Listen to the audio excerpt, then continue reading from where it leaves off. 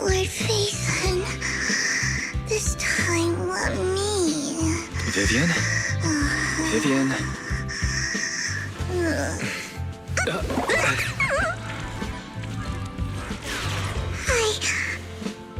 I didn't disturb your sleep, did I?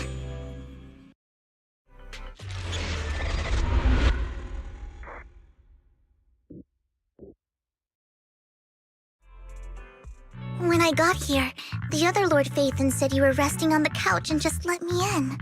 I meant to keep you company while you slept, but then I dozed off myself. I was going to sit here looking super cute, hands cupping my face. You know, like the #1 sleepy face I want to wake up to pose. I can't believe I ended up falling asleep myself.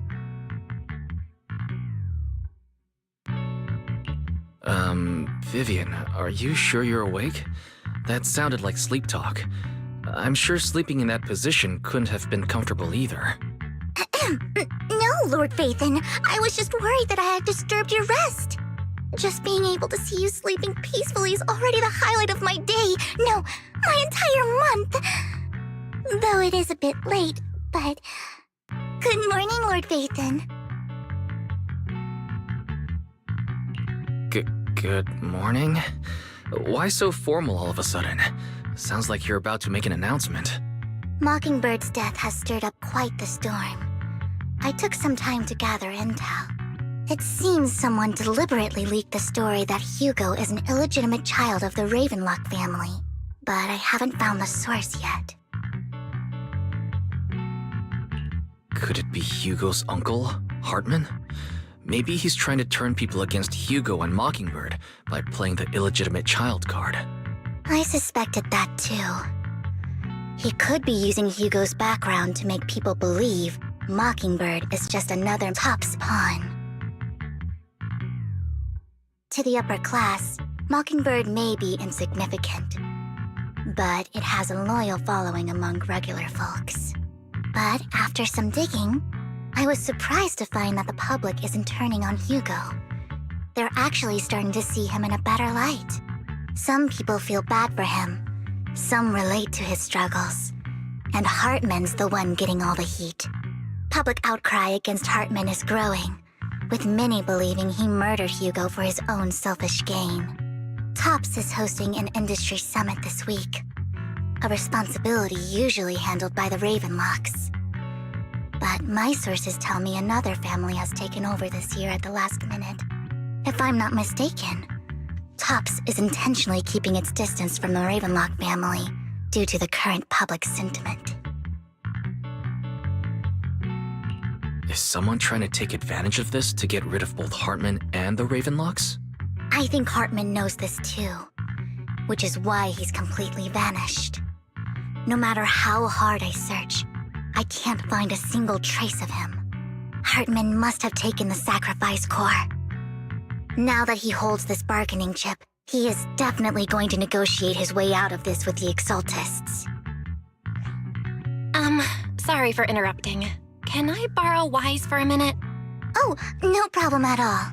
I'm sure you have important Phaethon matters to discuss. Take your time.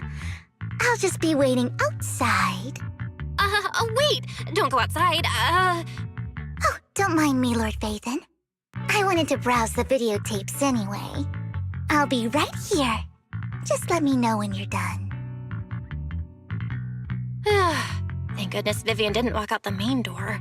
Lycon's been pacing around outside for like half an hour and scared off at least 5 customers. He's stressing over what he did to Hugo in front of Vivian, but he really needs to talk to us. Maybe you should go speak with him first?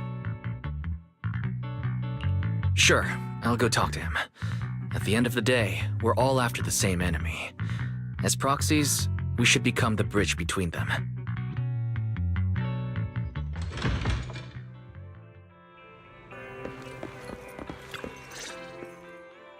Good morning, Master Proxy. Good morning. Belle just let me know you wanted to talk to us and Vivian about something? Yes, it's an urgent request from the mayor, one that directly affects New Eridu's safety. However, before we get into the details, as a former member of Mockingbird, I'm concerned about Miss Vivian. Hugo made many mistakes and betrayed the principles of Mockingbird, but I'm certain he didn't intend to put Miss Vivian or you in danger. I don't know Miss Vivian very well, and I was the one who took her companion's life. I might not be the right person to comfort her, but I hope she doesn't regret the choices she made or lose faith in the path she chose. Vivian doesn't seem down at all. In fact, she's been actively gathering intel. I think she's handling this with even greater calm than I am. If you're feeling bad about what happened with Hugo, it might be a good idea to talk to Vivian directly. From what I've seen, she's not as fragile as you might think. That's reassuring to hear. I trust your judgment. You've always had a sharp eye for people. Would you mind coming in with me? I'd like to apologize to Miss Vivian in person. Sure, but just to be clear, I'm staying neutral and not picking sides. You both have your own stance on this. As a proxy, I'll do my best to help facilitate honest communication. I respect that. Thank you.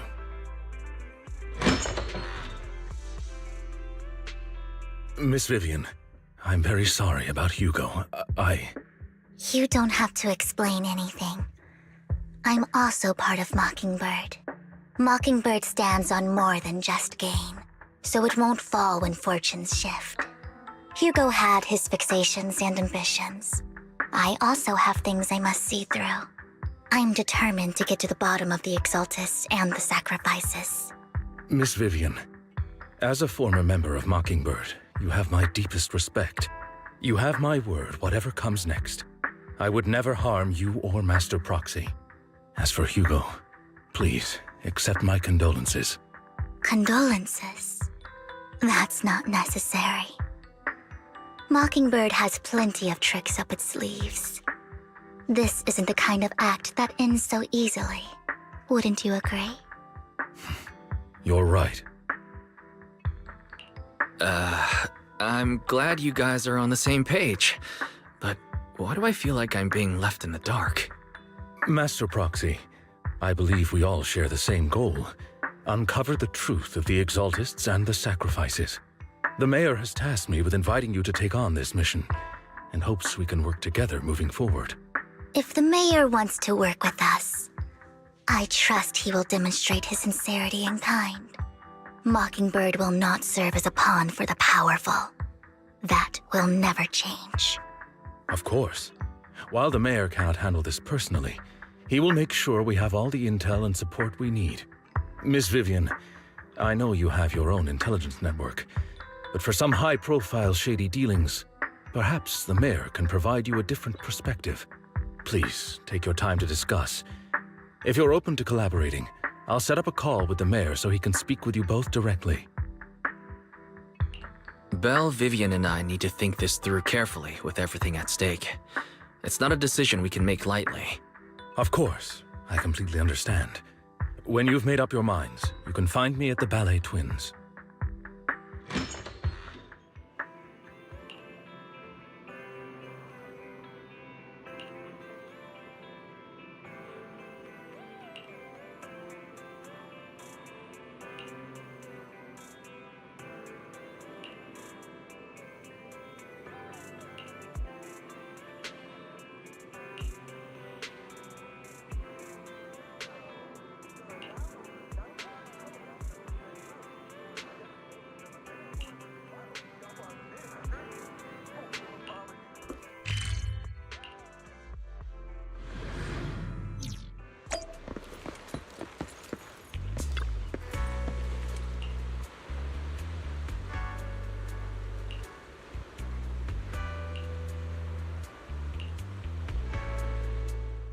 I'll connect the call to the mayor now. My dear friends, I'm glad you're willing to keep working with me. I'm truly sorry about what happened to Mr. Hugo Vlad. I didn't anticipate things would turn out this way. As mayor, I can't fully condone Mockingbird's actions, but personally, I had a lot of respect for Mr. Hugo Vlad. I looked further into Bringer's map. The sacrifices were created by an exaltist named Landon, who was active in Janus Quarter. Mr. Landon passed away in an accident a few years ago. Before he died, he was researching sacrifices and was said to have created a batch of serum that could turn living people into sacrifices. The problem was, the serum wasn't stable, and after his death, the recipe was lost. No one knows what happened to the exaltist in Janus Quarter back then. But it's clear that after the leader died, there haven't been major exaltist activities in the area. Bringer's map marks the locations where the exaltists' most successful attempts at creating sacrifices were. The leader of the exaltists in Janus Quarter died a few years back, and they haven't been active since. Could it be that Hartman was just acting on his own? Unfortunately, that's not the case. My sources confirmed that Hartman had been secretly in contact with someone, and they only meet inside the Hollow. Is it possible it's someone from TOPS? TOPS is a huge alliance of corporations. They wouldn't bother getting their hands dirty. Instead, they just sit back and reap the rewards. Everything Hartman is doing is to secure his place in TOPS and strengthen his power within the Ravenlock family. If my guess is correct, Hartman has gotten in touch with the remaining members of the Exaltists that used to follow Landon, helping them create new sacrifices. But what's in it for TOPS? There's no way the Exaltists would just hand over their secrets about sacrifices to Hartman, right? A sacrifice outbreak would throw the city into chaos. And that's when TOPS steps in, taking control of the situation on their terms. The public will see the mayor as incompetent, while TOPS comes off as the real protectors of the city. And when that happens, public trust will shift towards TOPS. And Mr. Mayor, you might find yourself in an unfavorable situation. Still sharp as ever, Miss Vivian. So, what exactly do we stand to gain from partnering with you? Please don't tell me you're doing this out of some noble concern for your citizens. I'm not some hero of justice, and I don't believe in lofty ideals or empty promises. We have a common enemy. While our ideologies may differ, we can work together on this. And as proof of good faith, I may not know exactly where Hartman is, but I can fan the flames over Mockingbird's death and escalate conflicts within the Ravenlock family. So it was you behind the rumors. No wonder I couldn't trace the source of the public outcry. I'm not the one who started the rumors. I just helped them spread faster after they leaked. And I pulled a few strings to make sure the story painted Mr. Hugo Vlad as a heroic figure who was unfairly persecuted. As I said before, I had a lot of respect for him, and I'd be happy to clear his name. Now let me lay out my terms for collaboration. After looking into it, I found that the dormant sacrifice you discovered wasn't the only one. There are more places where sacrifices might be lying dormant. Too many eyes are on me right now, so I can't send my own men to deal with it.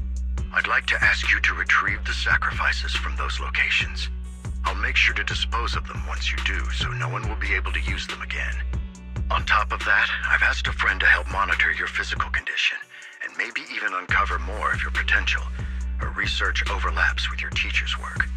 You don't need to worry about her capabilities. She's a Void Hunter rank special investigator.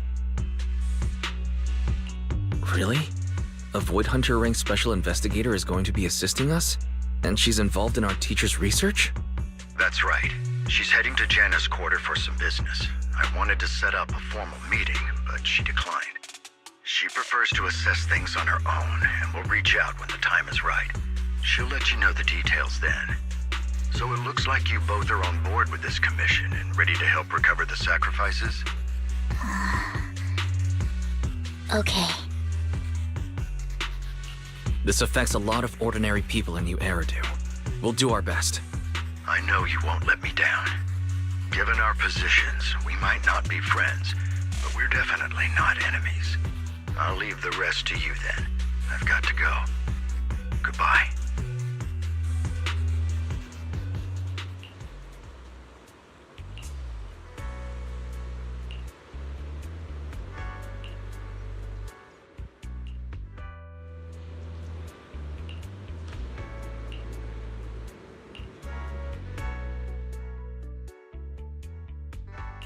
Good day, Lord Phaethon.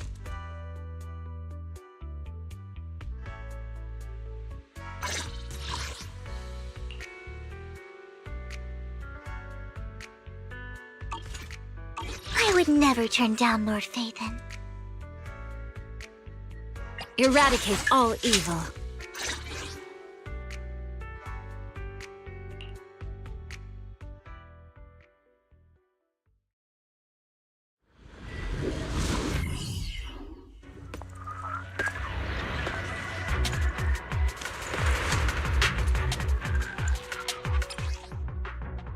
Lord Phaethon, thank you for trusting Mockingbird and me.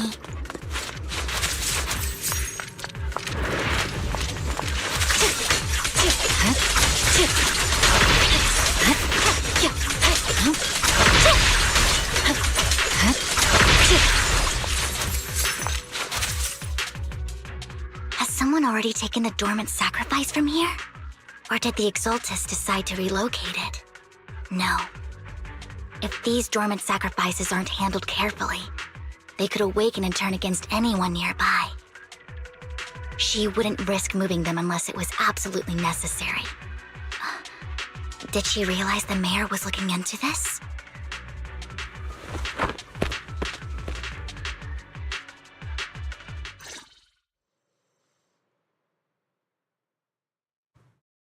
Did Hartman just make up this intel to get a shot working with us at Tops? I've been walking around forever and haven't found a thing. The Ravenlocks have always been a shady bunch. No surprise they've gone downhill over the years. I heard they were pretty loaded back in the day. What kind of business did they run? No clue. On the surface, their businesses seemed legit, but who knows what was happening behind the curtain.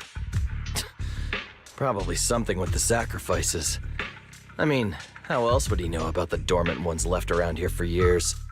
And he was so sure that even if those original sacrifices didn't work out, he had a backup plan. Backup plan? What could that be? Well, that's beyond me. I just happened to overhear something while I was next to Mr. Edmund one day. What's Tops planning to do with all these sacrifices, huh? For research? Do you think we'll ever have a normal life in the Hollows? Don't ask questions you shouldn't be asking. All right. There's nothing here anyway. Let's leave the Hollow and report back on what we found. And we'll make it just in time to clock out for the fieldwork shift.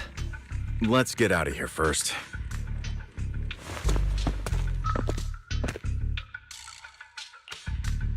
Hartman, that fool. He'll do anything to get into Tops, even if it means playing with fire. She's an Exaltist. Human lives have never mattered to her. The more people get dragged in, the greater the danger. Vivian, you seem a bit frazzled. Who's this she you keep bringing up? I apologize for losing my composure. Please don't mind me. The she I'm referring to is with the Exaltists. Someone I have a history with. That's why the moment I heard about the sacrifices, I felt compelled to uncover the truth. I never meant to hide anything from you. It's just that, for me, the Exaltists bring back painful memories. And I'm not ready to face them yet. So, Lord Phaethon, please give me a little more time. Once I've gathered my thoughts, I promise I'll tell you everything. Sure, I'll stop asking. What's more important than an unspoken past is the person standing in front of me now. As for everything else, we can talk about it whenever you're ready to share. Lord Phaethon, if we weren't in such a hurry, I'd spend 3 whole hours singing your praises. I'll make note of this and make sure to get it done before bedtime. First things first, let's track down those dormant sacrifices. The Exaltists have probably realized someone's after them by now. I wish we knew what Hartman's backup plan is. I just can't shake the feeling that something bad is about to happen. Hello?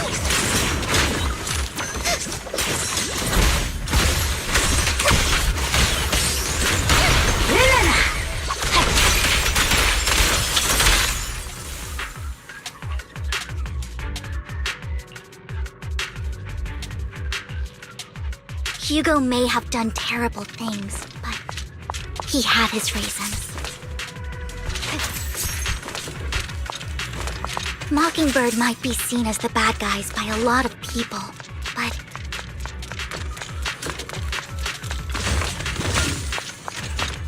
ironically, joining Mockingbird is what put me on the right path.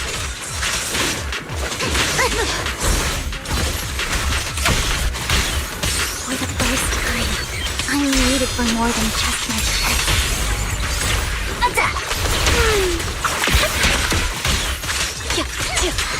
Nothing here either. There's...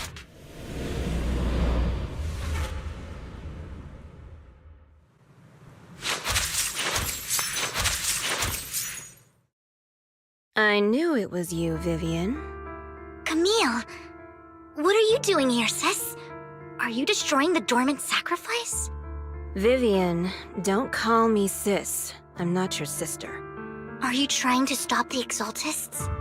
I never left the Exaltists. You know what Landon did back then! Lord Landon did it for the Creator. His methods may have been extreme, but they were necessary. Back then, you walked away. You should do the same now. We didn't meet today. Take your friends and leave. What's wrong? Are you being forced into this? I can help you. Help me? Like how you helped her? Vivian, you're crying. You see me, don't you? No, You haven't changed a bit, Vivian. No need to hide your tears. I know exactly what's ahead for me. You've made your choice, and I've made mine. One last piece of advice. Stay out of this. She loathes you. I won't tell her we met today. Don't show yourself around us again. Camille!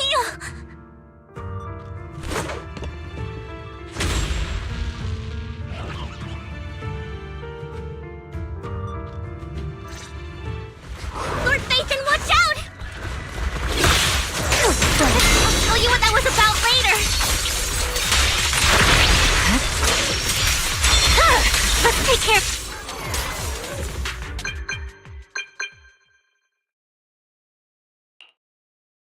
You've been gone forever. Did you run into any trouble? We searched the coordinates the mayor provided. Most of them were already empty. No dormant sacrifices.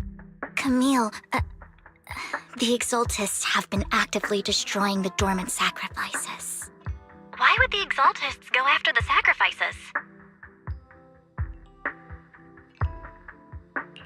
I saw it too, but I can't figure out why the Exaltist would do this. And one of them is someone I once knew. I thought she would leave the Exaltists after Landon's death, but she stayed. Wait, what did I miss? Why do you know so much about the Exaltists, Vivian?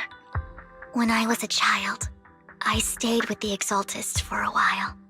Back then, Landon was one of the most respected figures among the Exaltists in this region. A lot happened, and after Landon died, I left. I can't turn a blind eye to the sacrifices. I know all too well how many lives have been lost bringing them into existence. Ever since I learned a sacrifice had appeared in Janus Quarter, I haven't been able to stop worrying. I won't let history repeat itself. That's why I asked Hugo to investigate, starting with the Sacrifice Corps. Vivian. Please stop. I'm not looking for comfort. I'm just recounting the story for you to understand the situation. We've got bigger things to focus on. But when I do need comforting, I'll come straight to you. I hope you'll make time for me, Lord Vathan. Just so you know, I'm not the easiest to console. Absolutely. If you're feeling down, we'll be here for you. Okay, back to the matter at hand. That conversation between those two TOPS employees back in the Hollow is still bothering me. They said Hartman had a backup plan, and that got me thinking about some news that was quietly swept under the rug. Lately, there have been mining accidents in Ravenlock-controlled areas. Many workers have died. The families were paid off with huge settlements, way more than usual. No protests, no controversy, and the issue was buried. But considering the Ravenlock's financial position, why would they be so generous with payouts? That sounds sketchy. Do you think those accidents were faked? Precisely. I don't think those workers died in mining accidents. I'm planning to reach out to some old friends, see if they've heard anything about this. Do you have time, Lord Vathan? My contacts are just near 6th Street. Care to join me? Sure. Let's go together.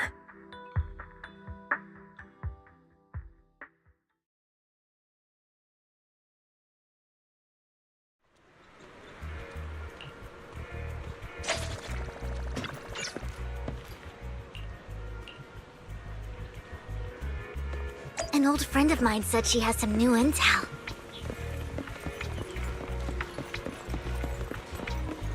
She's like a mentor to me. I learned a lot about data scraping on the internet thanks to her.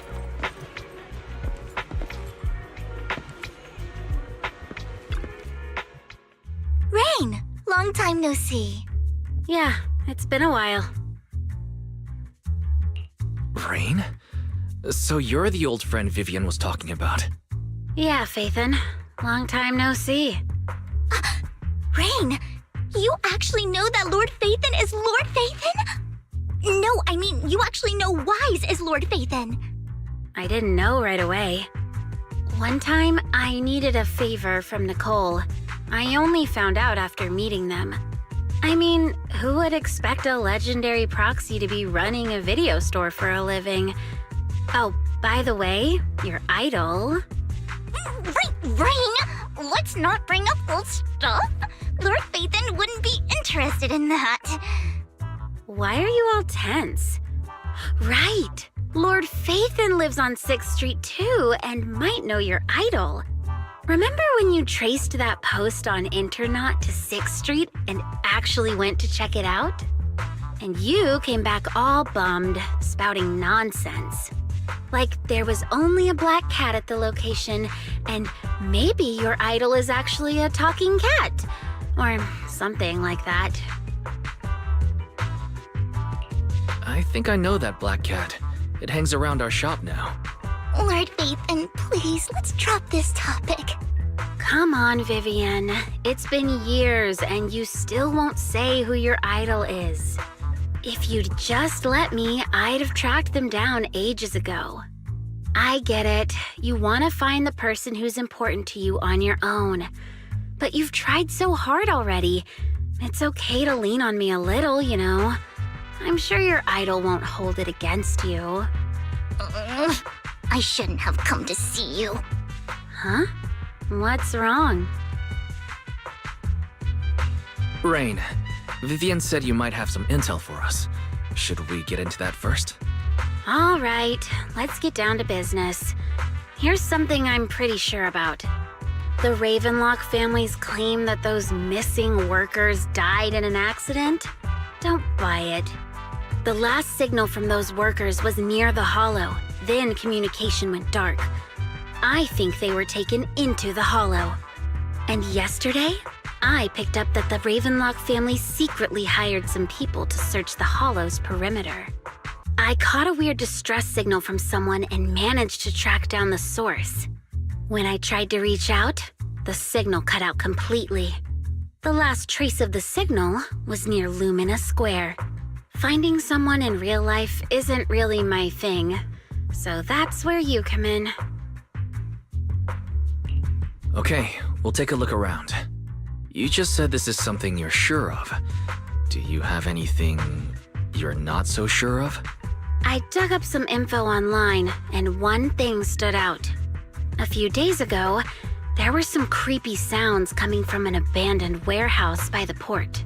The place was locked up, so no one could see what was happening inside.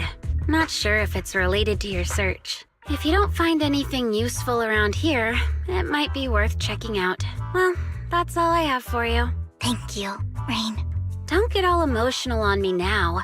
I'm just helping out a friend. This one's on the house. Consider it payback for the favor you did me last time. But if you still want to find your idol, hit me up. I've been curious for what... Alright, don't worry about it. I'll manage it myself. Stop being so nosy, Rain. Nosy? Nah, just professionally curious. What kind of person is worth all this searching, huh? But honestly, whoever they are in real life, they've become a part of you. You've come a long way in this search, Vivian. I much prefer the person you are now. So if you find this person, don't chicken out. Go meet them. People will appreciate you for who you are. Rain. I might not care about the real world or what it'll be like, but I hope everyone I know can live a good life. I'm counting on you to save the world, guys. All right, I have other business to take care of, so I'll leave the rest to you.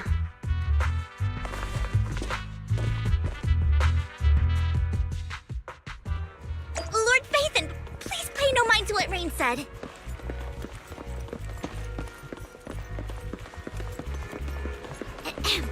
That big guy's up ahead. Let's hurry.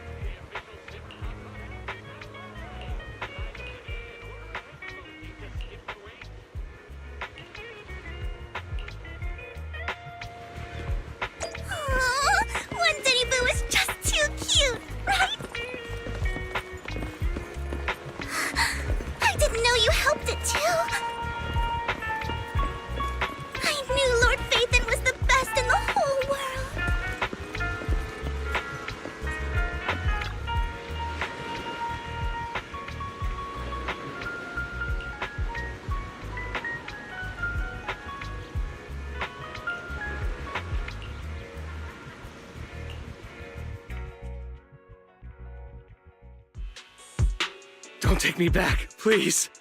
I was wrong. I know I messed up. I don't want your money anymore. Please, no. Calm down. Who are you? I won't say anything. Just let me go. I don't know any. Just stop asking. Don't you wish to see your family? I don't deserve to see them. It's my fault. I was greedy. I did this to myself. But your family must miss you dearly. I'm sure they won't blame you. No, it's my fault. It's all on me. I don't want to drag them into this. If the whole ship is sinking, no one on board can escape. I'm just a nobody. And right now, there's nothing I can do to change anything. If you care about your family and friends, now is your chance to stop the disaster before it's too late. Even a butterfly flapping its wings can send a tsunami surging across the ocean. No one knows how this will turn out. But if you do nothing now, the only thing waiting for you at the end will be regret. We're not here to turn you in, and we won't force you to confront them. You'll be safe with us. I'll help you return to your family. But you must tell us precisely what happened. Hartman offered a huge amount of money, looking for workers to go into the hollow to guard something. The money was way too good. We all kind of figured something wasn't right. I thought it was just smuggling or guarding some kind of illegal ether resources, so I signed up. After we sent in our applications, Hartman's men took us into the hollow. The first place we went, there was a strange box. When we got there, they handed us some pills, saying they'd improve our aptitude for ether, for us to last longer in the hollow. But after I took them, everything went fuzzy. Something was definitely off about those pills. When I woke up, I saw my coworkers dead in front of me.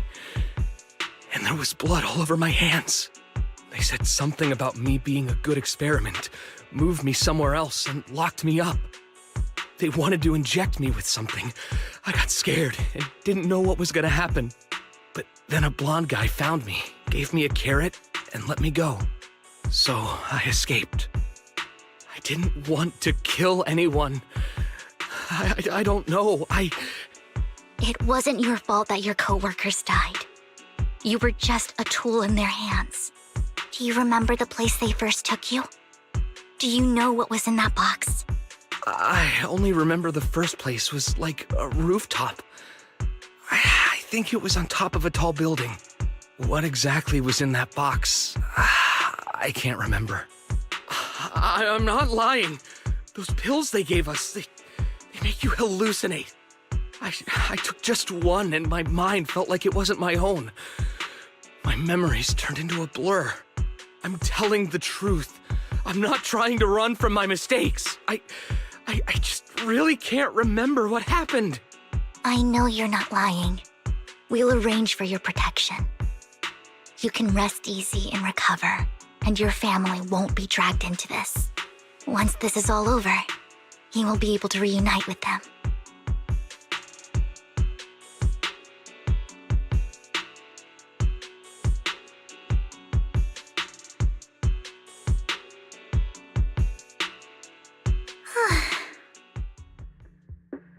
Sometimes I wonder if you've had some kind of special training, Vivian. No matter who you're up against, you seem to analyze the pros and cons and make a judgment in no time. Actually, I wasn't always like this. I used to run away when things got tough. There was even a point where I just wanted to disappear. As if my very existence was the source of suffering. I wondered. Perhaps leaving it all behind could put an end to the pain. It's hard to picture that. My first impression of you was pretty, assertive. Well, I was on a mission at the auction when we first met. And just as Rain said, I've come a long way from who I used to be. Speaking of Rain, it's quite a coincidence that you two know each other and are actually close. You even know one Denny Boo. That surprised me. We might have crossed paths without even realizing it. Enough about me. Tell me more about you, Lord Phaethon. Where have you been? And what have you experienced? Looking back, it feels like I've been through a lot lately. Belle and I even lost our Phaethon account. It's a long story, starting with how the Cunning Hares took something from the Red Fang gang.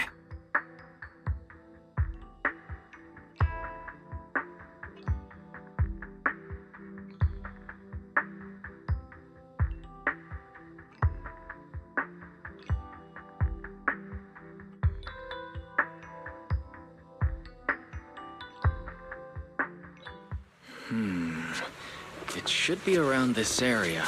Belle told me there's a highly rated store here.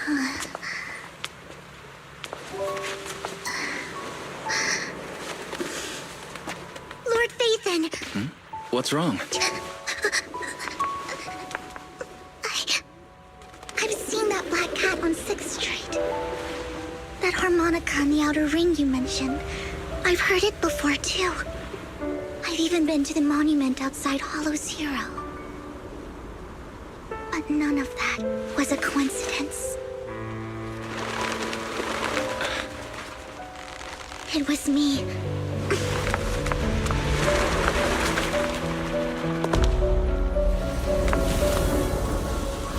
Following you, and now I've finally made it to your side.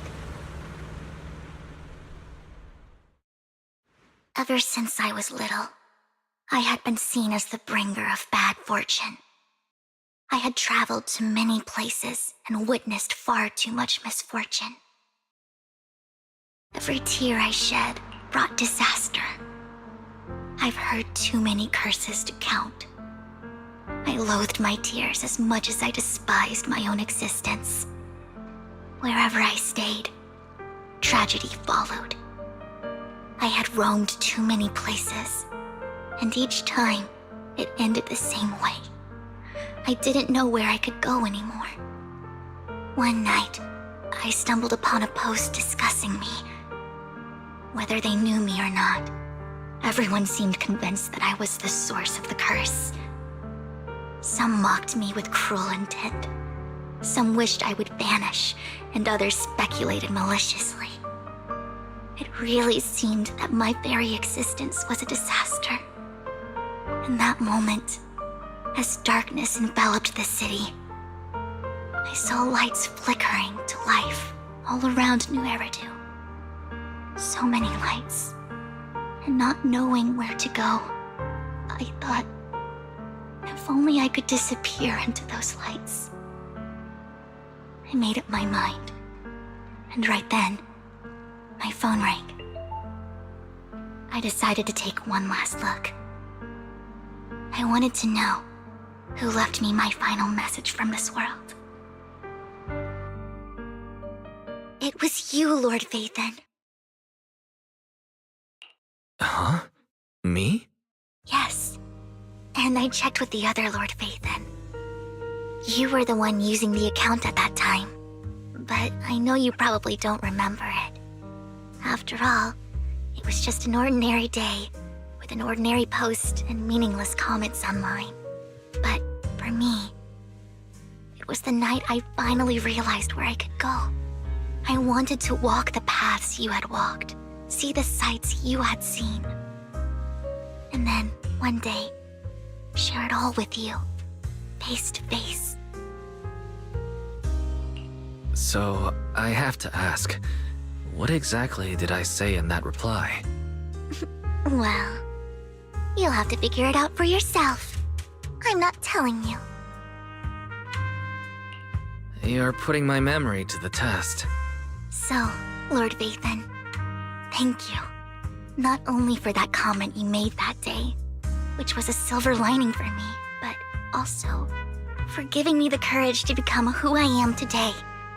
The Vivian standing right in front of you now, Lord Phaethon. I truly like who I've become.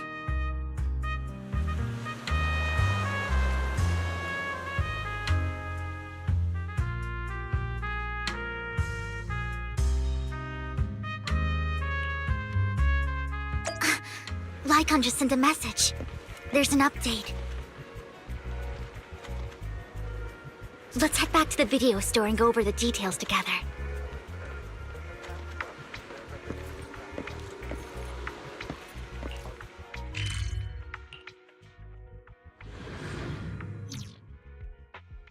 Wise, you're back. Looks like Lycon's tied up with something. He said I should just chill until you're back, and then we can talk online. I'll call him now. Master Proxy, Miss Vivian. The gentleman Rena brought back has stabilized and calmed down now. Based on his account, we've identified where Hartman is hiding the core. He also mentioned that Hartman plans to trade the core with a group of people. We suspect that this group consists of members from the Exaltists. I knew it. Now that we have the location, it would be splendid if we could seize the sacrifice core before they do.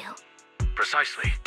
We hope you can head to the location as soon as possible to secure the sacrifice core. All right, we'll get there right away. I have other matters to attend to, so I'll leave the retrieval of the sacrifice core in your capable hands. The mayor's friend that he mentioned before will also be assisting you this time. The target coordinates have been shared with her, and she'll meet you there. Please ensure your safety, and I wish you all the best.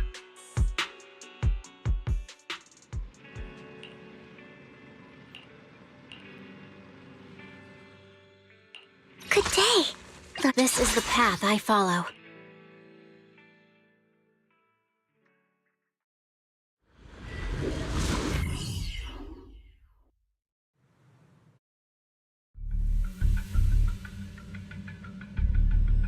Where's the sacrifice core? Camille, you really think I'd stroll around with something this important? Plus, even though the Ravenlocks and the Exaltists have been working together for ages, I've hardly even met Lady Dina. I'm the one offering the sacrifice core here. I'm curious what Lady Dina's got lined up for me in return? I'm just here to verify that the core you mentioned is real. Once that's sorted, Lady Dina will give you a proper response. Our partnership isn't just talk. We need to be sure you have what we need before moving forward. Sure thing. I'll take you to where I keep the core. Once you verify it's legit, have Lady Dina come over. We'll lay everything on the table face to face. All right, lead the way. It seems Hartman is trying to bargain for more. What a greedy and insatiable man. It's just that... why would they only send Camille for something as important as the sacrifice core? And I can't shake the feeling that Camille doesn't want Hartman and Dina to meet. Why is that? So this Dina they were talking about, is she the leader of the Exaltists? Kind of. Lord Vathan, I really think we should hurry. We must get to where Hartman keeps the core before anyone else does. I've mapped out a shorter route, but there will be ethereals along the way. I'll leave the fighting to you, Vivian. Don't worry, Lord Vathan. You are in capable hands. I'll ensure your safety. Ethereal! Stay away from Lord Vathan!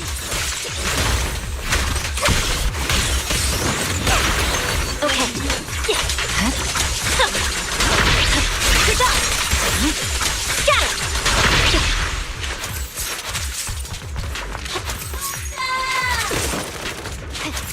Looks like Hartman's trying to negotiate for more leverage.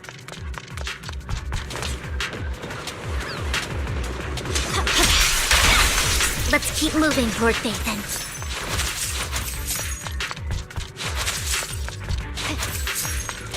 Leave the enemies to me, Lord Vathan.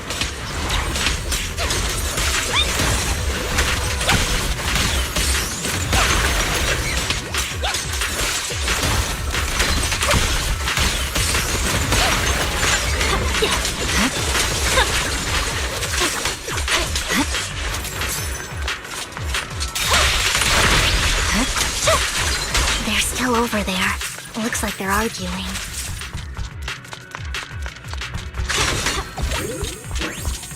No matter who has the sacrifice core, Hartman or... Hand over what's in the box. Or we do this the hard way. You sure talk big, little girl. Let's see if you can get past me first. Let's hurry and secure the sacrifice core.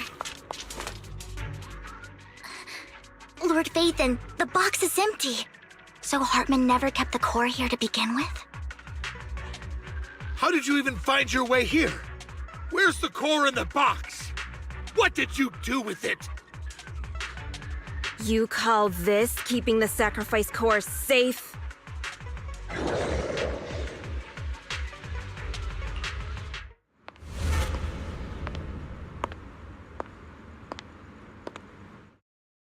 Vivian, it's been ages. Dina! Oh my, you actually remember me. So sweet. Look at you, thriving. I thought you'd totally forgotten about our past. So, tell me, do you ever dream about the people you've killed? Are they crying in your head all night? Back then, I had no idea. You had no idea? While you were soaking up all that love from your daddy and everyone else, you had no idea what was going on? I wasn't. Lady Dina, Miss Vivian didn't actually... Camille, when did I say you could meet up with Hartman today? I just wanted to make sure the sacrifice core is legit. I was worried Hartman might try to pull a fast one on us. Really? So loyal. I thought you'd be more like the old days. Just a few words from Vivian and you'd be plotting my demise. Just like what you did with Father. I won't, Lady Dina. Don't even think about betraying me, Camille. You owe me for what went down back then. However, I do understand your worries. This core, it's fake. No way! I got this straight from Hugo. It can't be fake. How can you just claim it's fake without any proof? Ugh, seriously?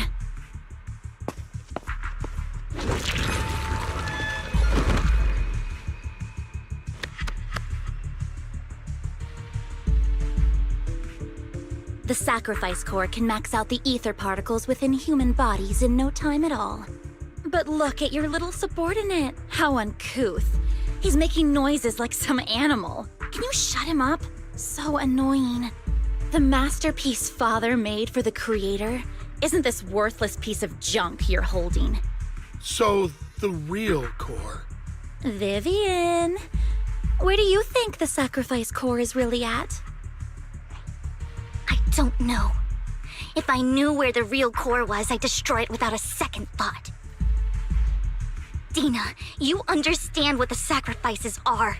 And you know those who were blessed should not have to endure such horrors. Oh, they shouldn't have suffered those horrors. Weren't you the one who decided if they'd be blessed or not? If it weren't for your tears, how would they have encountered such misfortune? How self-righteous, Vivian. Their fates were in your hands. It was you who brought disaster on them. Landon just needed an excuse. He needed someone to blame. Whether I shed tears or not, he'd treat living beings as mere subjects for his sacrifice experiments. Dina, you know all of this. Landon even went so far as to sacrifice you. Shut up, shut up, shut up! Father did it for his great cause. Vivian, why do you always mess everything up for me? Everything! You did it before, and now again! You just had to ruin my plan. I was so close to fulfilling Father's last wish. If you don't give me the sacrifice core, be prepared to become food for the ethereals. I told you I don't have the sacrifice core. Otherwise, I would have destroyed it already. Lord Phaethon, find the right moment to retreat. She can be quite unpredictable when her temper flares. Oh, really? You don't have it? Then I suppose there isn't a reason to keep you alive.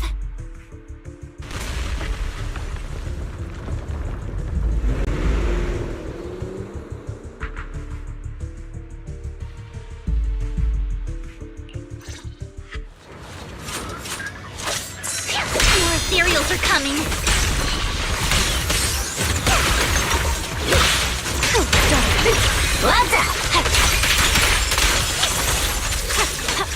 Too many. No chance to get out of this.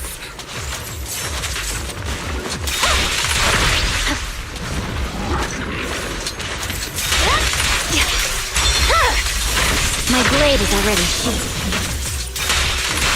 Stay away from Lord Phaethon! There are so many.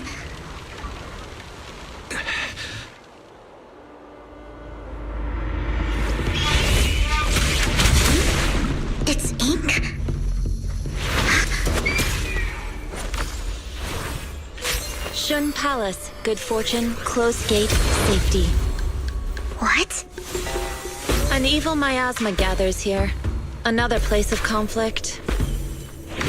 If you wish to avoid disaster, then head southeast.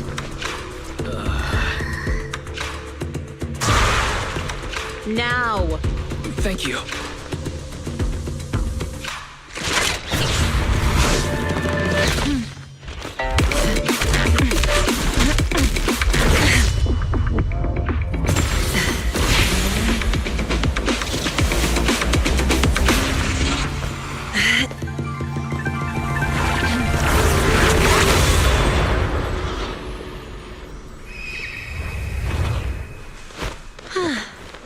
Finally, peace and quiet. You must be wise, right? Mayflower mentioned a special partner might need my help. May I ask, who are you? I'm the 13th generation master of Yunque Summit. You can call me Yishuan. Mayflower passed along your info, and I was curious what kind of person you are, so I came to see. At first, I thought it might be a hassle, but your energy feels really calming. Quite nice, actually. So, you're the investigator the mayor mentioned. Yes. He also asked me to be your temporary teacher and offer you a bit of guidance. Guidance? What does that mean exactly? Unfortunately, this isn't the right time or place to talk. I have some investigation work to catch up on, and it seems you've got quite a lot on your hands, so let's part ways for now. I'll find a good time to visit you soon.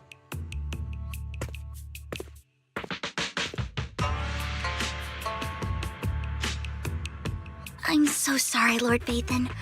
I'm just not feeling very well. I think I'll head back for now. I'll investigate the sacrifice core and reach out once I find something. You don't look so great. Let's get out of here and figure things out later.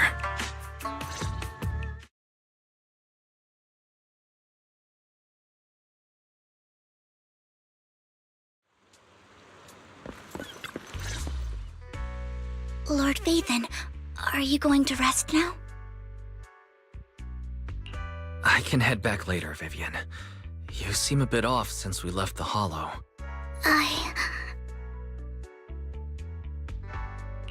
If you want to talk about what's bothering you, I'm here.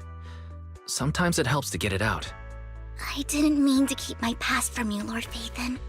When I was little, people thought I brought misfortune, so no matter where I went, no one wanted me around for long. Then, one day, Landon adopted me and brought me to the Exaltists. There, I met Dina, who was so kind to me, treating me like a dear sister. She told me her father, Landon, was a great man who'd one day make everyone stop fearing the Hollows, so all life could live freely inside and outside of them.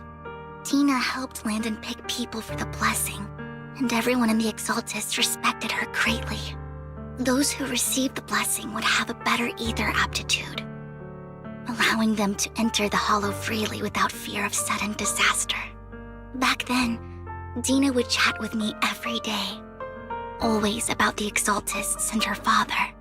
But things between us shifted when Landon asked me to step in for Dina. Landon told me I didn't only bring misfortune, and that if I listened to him, I could actually help people. After that, he'd take me to meet people, and if I shed tears, he'd give them a blessing medicine. Those who got the blessing could dodge calamities. At first, I was ecstatic, thinking I could help others. I shared my joy with Dina, but that was when she started to pull away from me. Was that blessing medicine the same sacrifice serum Bringer had? Yes, to be precise, it was an early version of the sacrifice serum. Landon's medicine wasn't stable. The medicine Landon developed could boost abilities quickly, but also sped up the development of ether corruption.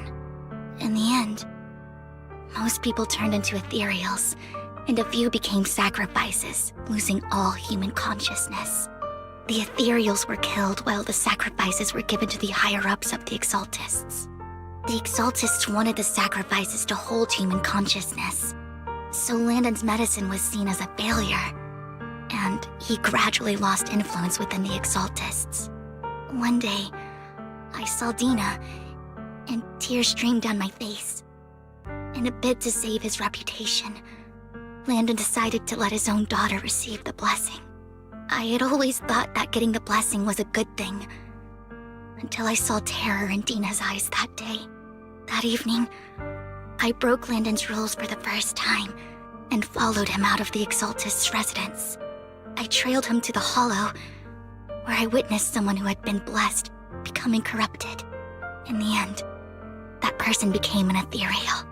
Then, without hesitation, Landon killed him. Before Landon returned, I went back to the residence and snuck into his study. And there, I uncovered the truths I just told you. And just a few days later, it was time for Dina to be blessed.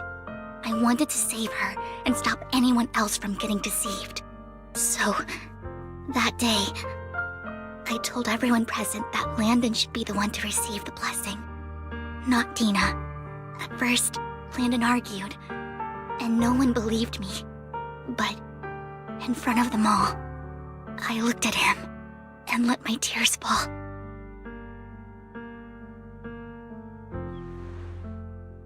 Lord Landon, please accept the blessing. Vivian, you... Why won't you accept the blessing? Were you lying to us?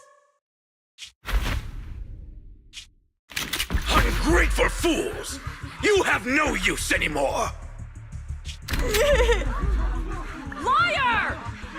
Run! Run! Dina! Dina, wake up! We have to go! Vivian? What's happening? Listen to me! Lord Landon's so-called blessing isn't...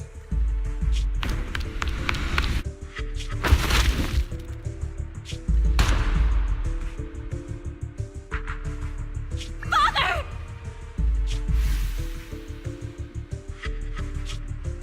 No, I was just... Mom, I want to go home. It's got nothing to do with us. This is just what happens when you don't accept the blessing. Vivian, was this you? Dina, I just didn't want you to accept the blessing. Everyone who does ends up... I just don't want to lose my father. You knew? If you knew what he's done, you... He's my father. He's all I have. Stop being self-righteous, Vivian. You only ever bring misfortune.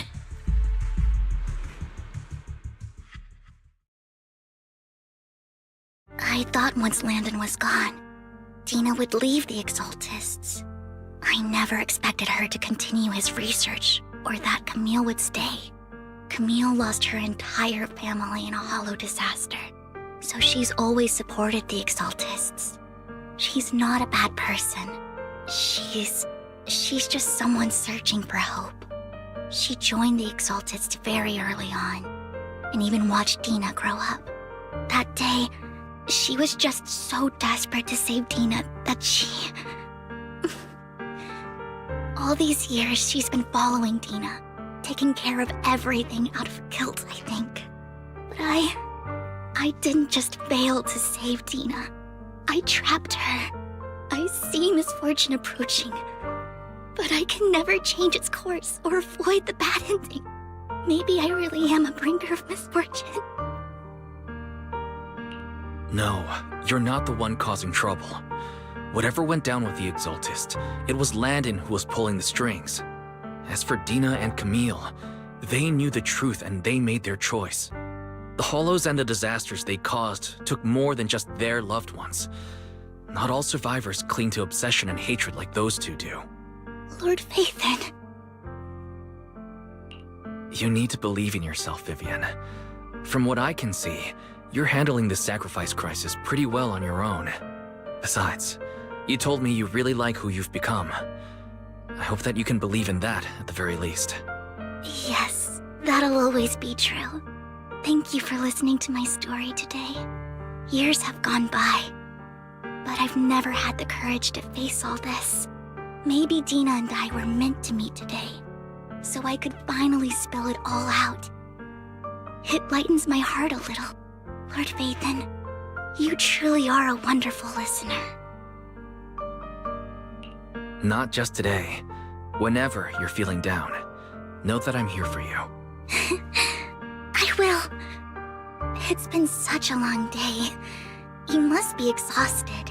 I'll track down the location of the sacrifice core and let you know what I find. Good night, Lord Vathan.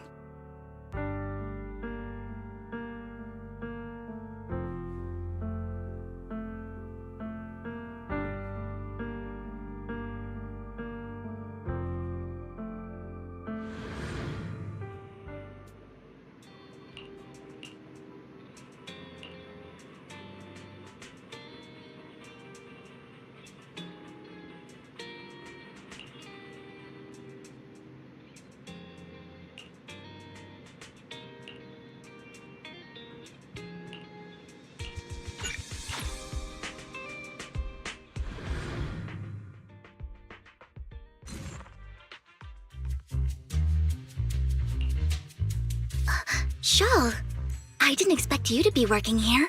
Perfect. I was just covering someone's shift.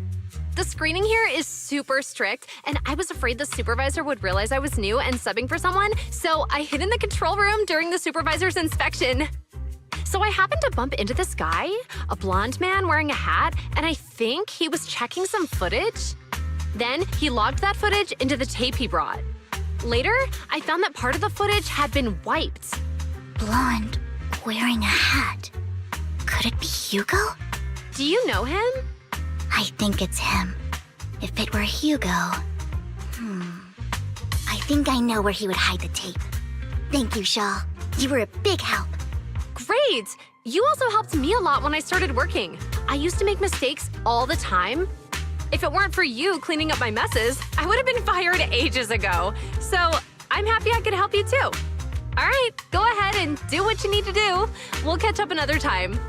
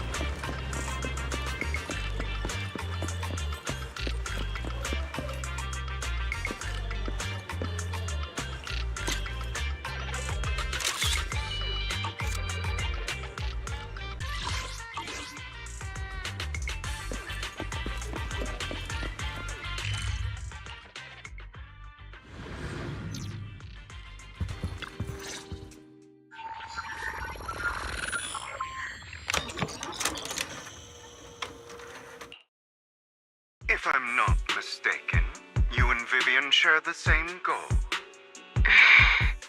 Silence is no good for negotiation. I just don't want Dina to reach a point of no return. Hasn't she already reached that point with what she's doing? The formula for the Landon serum was lost, but a batch survived, and Dina was able to develop a substance that can be used for mind control. She's trying to combine the two to make sacrifices that would obey human commands. If the dormant sacrifice and the remaining Landon serum are destroyed, we can put an end to this. Dina's concoction can't create sacrifices on its own.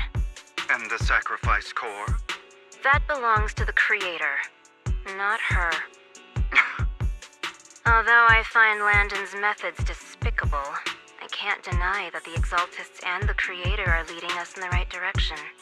I just don't want Dina to spend her life trapped by her father's mistakes. I mean, no offense, but I find your protectiveness rather weird. I will confirm the location of the dormant sacrifice and find the chance to relay the information to you. I do not want any of my people to be going into danger. As for the sacrifice core, I can only guarantee that it will not fall into her hands. As for how things will ultimately play out, The creator will guide me.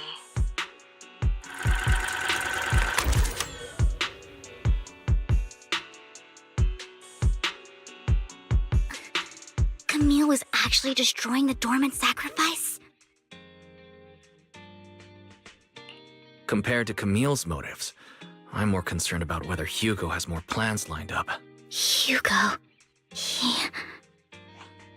Wise, Lycon just sent a message saying he's got something urgent that he needs to talk to us about now. All right, let's patch him in. Master Proxy, I apologize for disturbing you. We have just learned that the Ravenlock family will host a banquet tonight. This banquet is rather special, as they're allowing members of their family to invite business partners to attend. With Hartman at the center of controversy, there are many members of the family who are eager to use this opportunity to replace him. The mayor has been spreading rumors of a young tycoon who inherited a sizable fortune and is looking to partner with a person from an old and influential family. This information has lured a young man named Burton from the Ravenlock family. So, you want me to pose as this tycoon and use Burton to infiltrate the banquet? Correct. And Hartman's study is also located within the venue. I see. Hartman's study might hold valuable information. It seems like there's nothing left for me to do. You can attend as her +1. +1? Lord Phaethon, please go with me! Master Proxy, it seems Miss Vivian requires your presence, so... Yes, just your presence will help me immensely! Sure. If we go together, we'll be able to keep an eye out for each other. I'll accompany Vivian. I'll send you the time and place for the meeting with Burton. If you encounter any danger, please evacuate immediately or contact me for backup. I hope everything goes well for you tonight.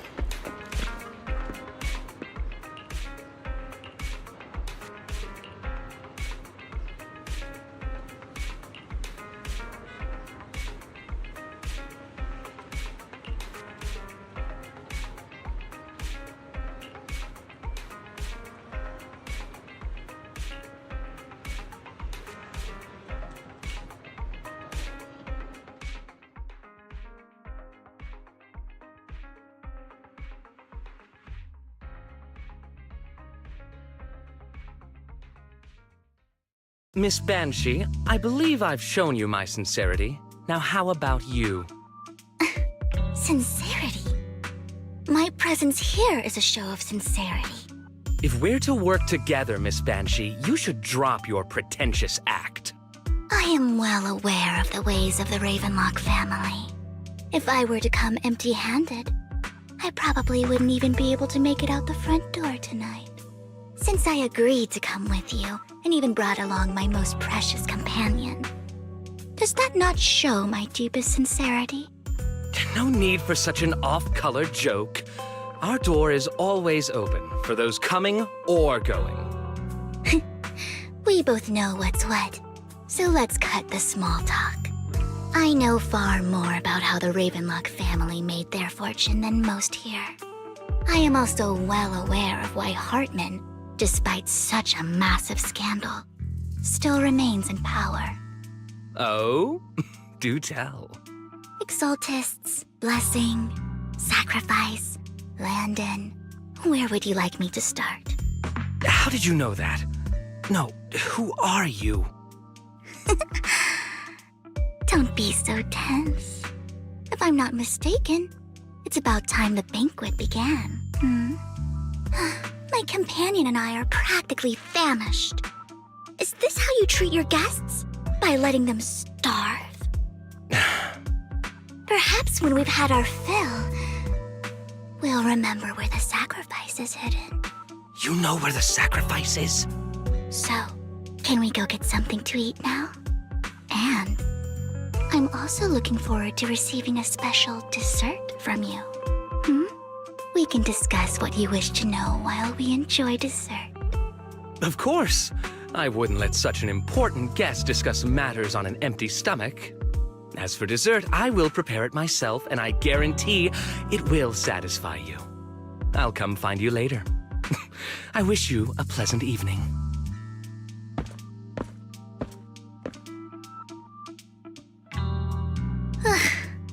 These kinds of people are exhausting to deal with.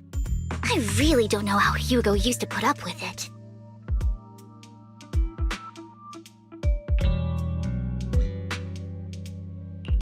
You always manage to surprise me. You sent him off with just a few words. If I were him, I'd think you were a powerful noble lady. It's just some techniques Hugo taught me. Like that dessert I mentioned.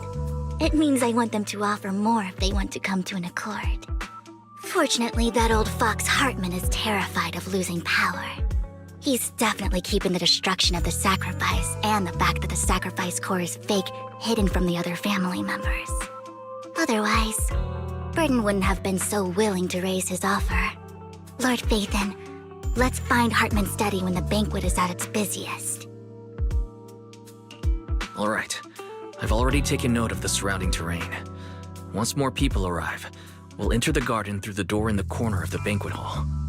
Wherever you go, I'll follow, Lord Phaethon.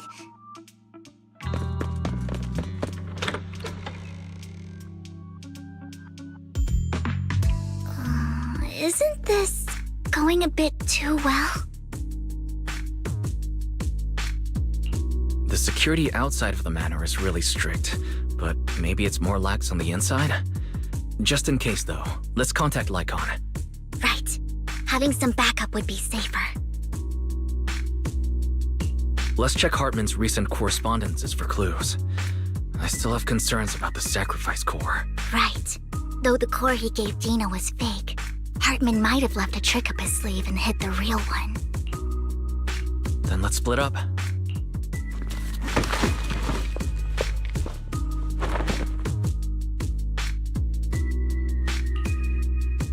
Esteemed guests, is the catering at the Ravenlock family banquet not to your satisfaction?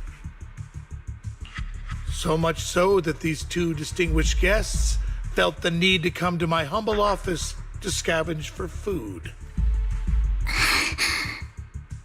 Don't want to come out?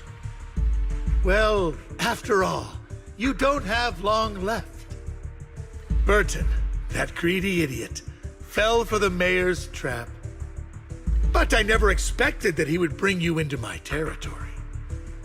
I suppose I should thank him. Otherwise, I would have had to go to great lengths to eliminate you. Vivian, Phaethon, give Hugo my regards. Tell him I shall be taking the wealth and power of the Ravenlock family for myself.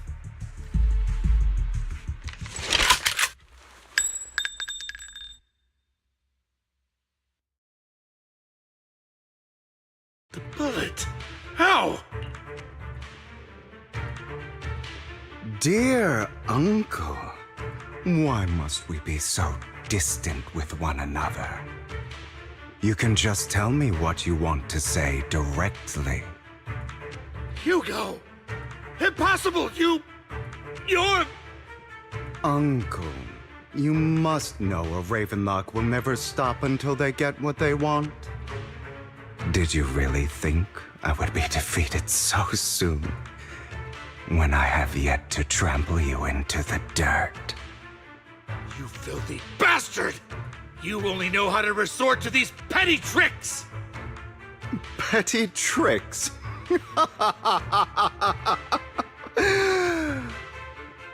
Perhaps you'd like to know what I managed to accomplish using this faked death of mine.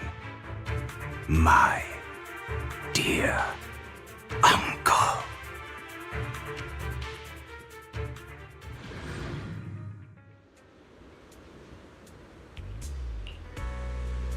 Faking my own death. Hope it's all worth the theatrics in the end.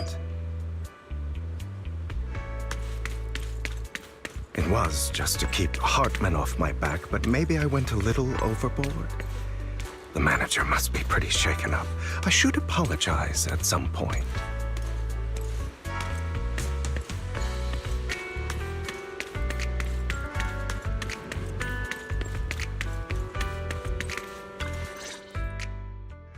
You're taking longer to rest than I expected.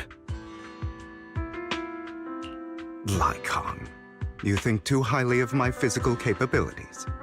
Well, thank you for your cooperation.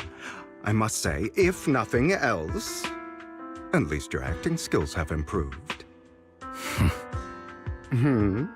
Why do you look so angry? You should be happy. We pulled that off together with flawless teamwork and managed to fool everyone. Drop your foolish facade. I'm glad you still remember the code we set all those years ago. And thank you for ensuring your sleight of hand didn't deteriorate. Oh, right. I should also thank the blood bag hidden in my clothes and our other props. Do you remember when we last used this trick? It was probably ages ago. Sometimes I really don't understand you. Have you never thought about what the consequences would be if I didn't understand your code? If I decided against helping you? Or if I just couldn't control my strength properly? You'd understand it. Of course, if things really did go awry, I had alternative plans. You wouldn't be so arrogant as to think I'd bet everything on you, would you? You're insane. Aw, I'm flattered. So what exactly is the purpose behind all this? Surely after going to such great lengths to erase your own existence, you don't just plan to hide here and reminisce about the past with me. Don't try to brush this off. I've already helped you enact your plan. Tell me the truth. Don't get your tail in a twist. I have more plans that require your assistance, so naturally I would not hide anything from you. Simply put, as things stand, whether as Hugo Vlad or as Mockingbird, I am doomed to die. Seems you've made quite a few enemies. As a member of the Ravenlock family, I negotiated with Edmund and managed to obtain resources from Tops for my future plans. I also confirmed what attitude they held toward your master, the Mayflower family. Meanwhile, I used my identity in Mockingbird to strike a deal with Hartman and gather information on their collaboration with the remnants of the Exaltists. That's where I got my intel on what Bringer left.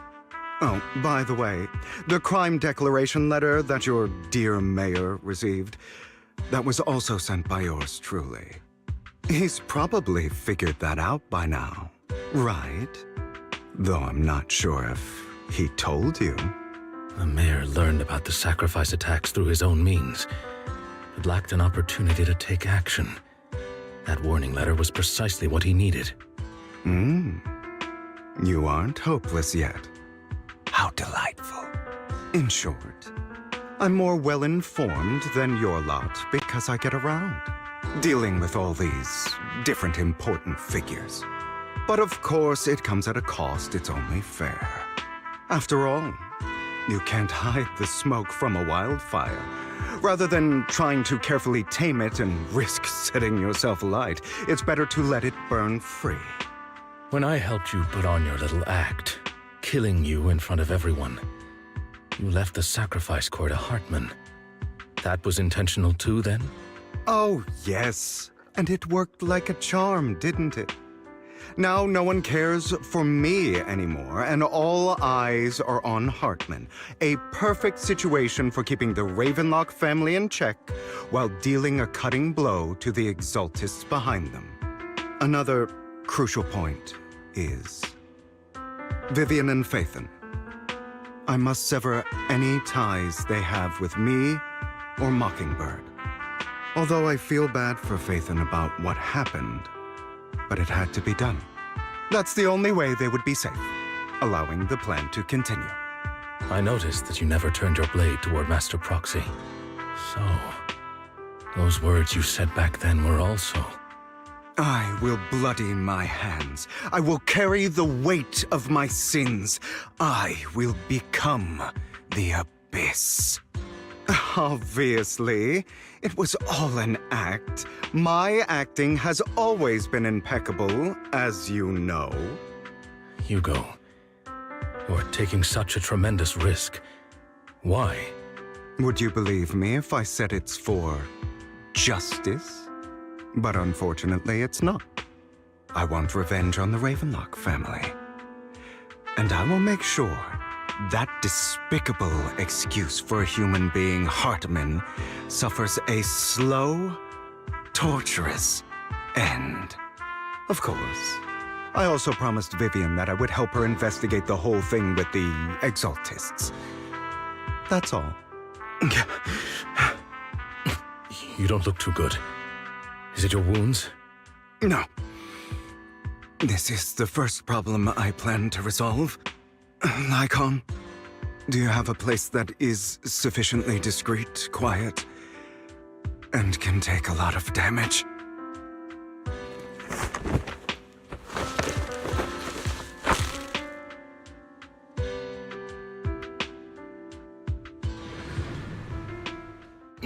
What exactly are you doing? Don't look at me like that. If I didn't have to do this, I wouldn't. Hartman recently obtained a bizarre substance, most likely from those crazy Exaltists. After use, it allows control of the victim's mind, to some extent. You were dosed with it? To be more precise, Lycon, I deliberately allowed Hartman to put this drug in my cup to facilitate our previous collaboration.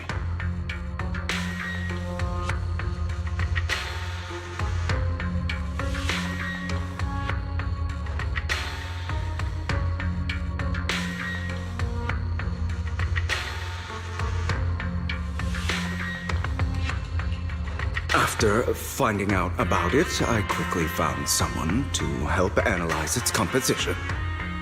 The good news is he gave me a very low dosage, perhaps because he was afraid I might notice.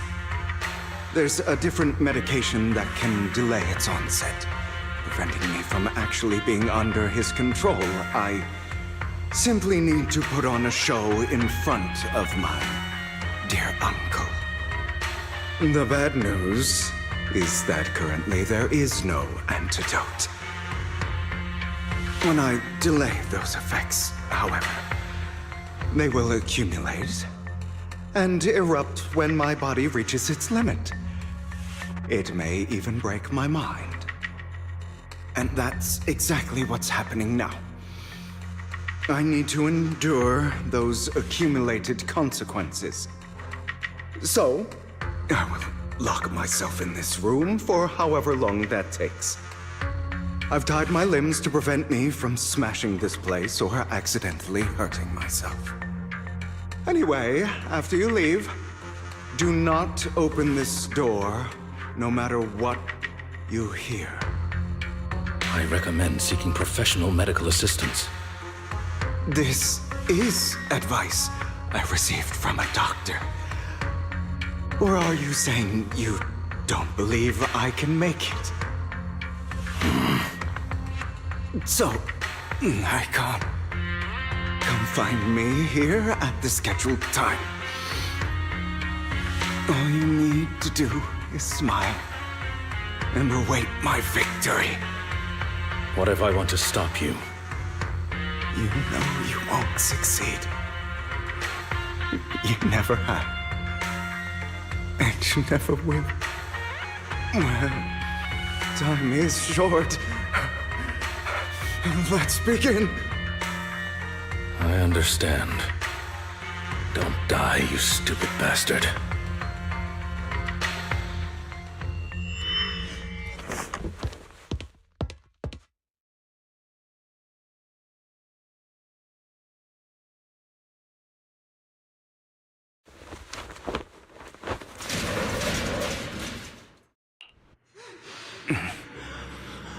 Is this because the side effects haven't worn off yet? Lycon's late. I'm surprised. Or is something wrong with time itself? Looks like someone's over there. Might as well go ask.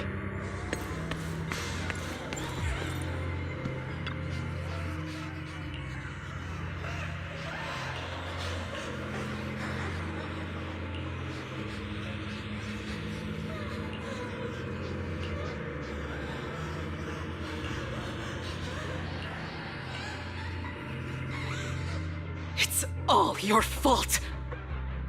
I wish I had never given birth to you!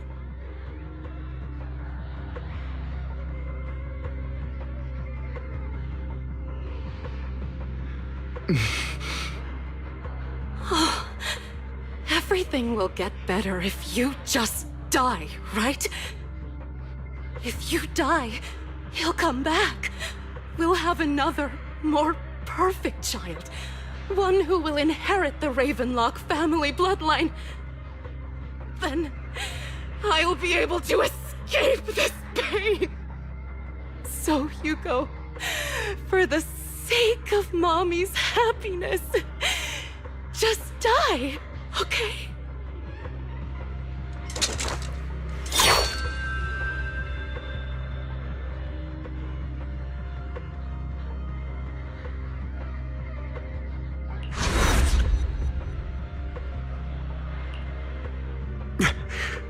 So, I wasn't awake yet after all. That's because you don't want to wake up again. Who are you? I am you. Hidden deep within your heart. Your most true self. You want to kill her, don't you? Your so-called mother.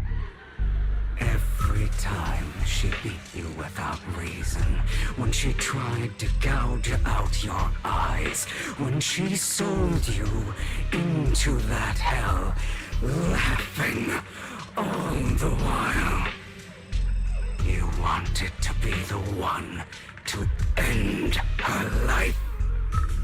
Why not admit your hatred? As you are, you can hunt her down and make her pay for the living hell of a childhood she made you suffer. Yes, I hate her. I hate her because she was foolish and shallow, greedy and stupid. I hate her because she doesn't deserve to be a mother. She did everything she could to try and get into the Ravenlock family, believing she could live a life of luxury without having to do anything and never realizing She was a pawn, discarded from the very beginning. So she chose to blame me. Blame me for my heterochromia. Blame me for my very existence. But I won't kill her, because I know it won't change anything.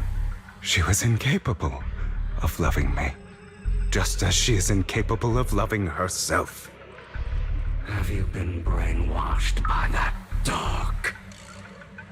Keeping up the act of being some magnanimous and forgiving fool? Don't compare us. I've simply come to understand love or hate.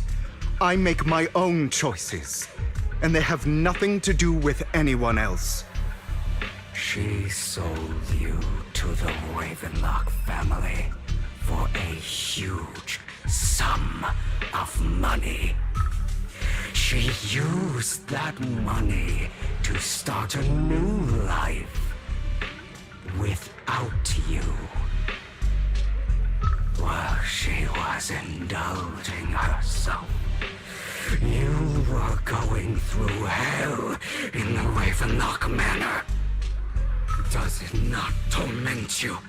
Do you not feel the hatred? Do you not want to demand answers? Kill her. Only by killing her can you be truly free. For a long time, I thought the same way. But now, well, I want to make a different choice. Stop lying to yourself. You never had a choice. This weak-minded thinking will only lead you to failure. Like before, you'll be nothing but a worm, trampled into the dirt by those so-called elites. Do you still not get it? This is how the world is, and always has been.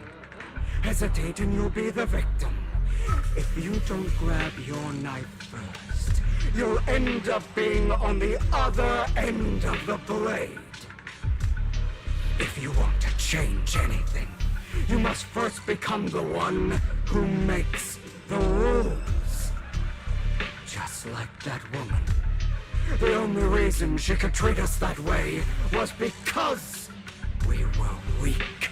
So listen to me. Find that woman, kill her, and prove to this world your strength! It's what she deserves! Why forgive them? They don't deserve it! I'm not forgiving them. Or rather, I don't care about them. They don't even matter, at least not yet. You know, perhaps the person I hate the most, the one I truly cannot forgive, has never been someone else, but rather my weak, powerless past self who could do nothing but hide inside a closet and cry. I hate myself for having neither the strength nor the courage to resist. I hate myself for begging for so-called familial love, even after being treated so terribly. I hate that despite the pain of my wounds, I still hope to receive the carrot and not the stick. And that means you, correct? So, I forgive you. I forgive myself. You'll regret this, fool. Your pretty words mean nothing. You will ultimately return here to me.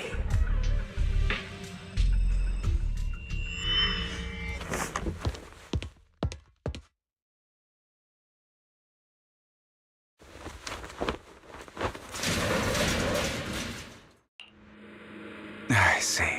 This is still an illusion. I wonder who's going to show up this time.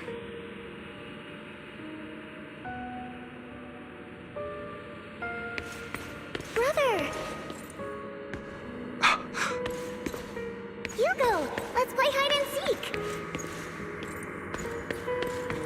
I'm already hiding. You'll find me, right? Like you always do. Serena.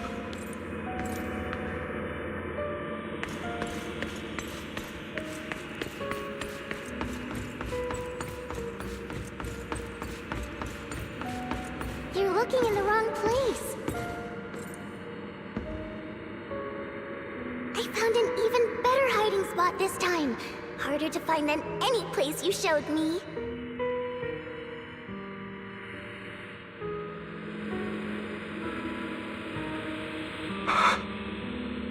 Hey, Hugo. Do you ever wonder why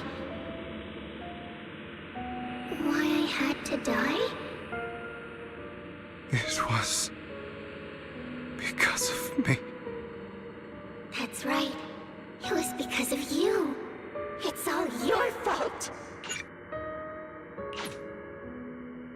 If only you didn't exist, I wouldn't have had to suffer.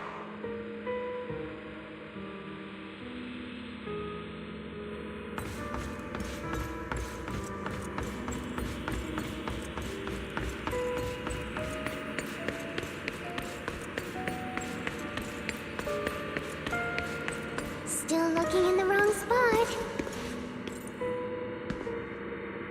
I can't believe you still haven't found me after all this time.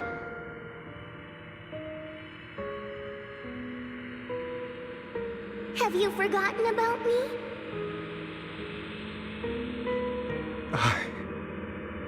I haven't forgotten. It's okay. I'll forgive you. I'll still be nice to you, just like before.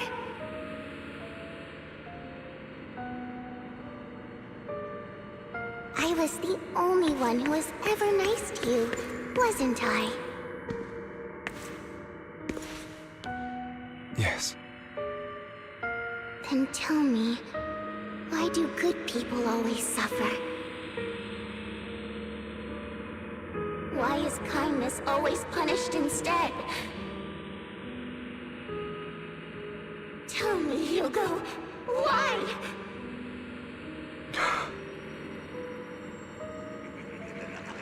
Hugo, are you lost? Go back the way you came. I left you a surprise there.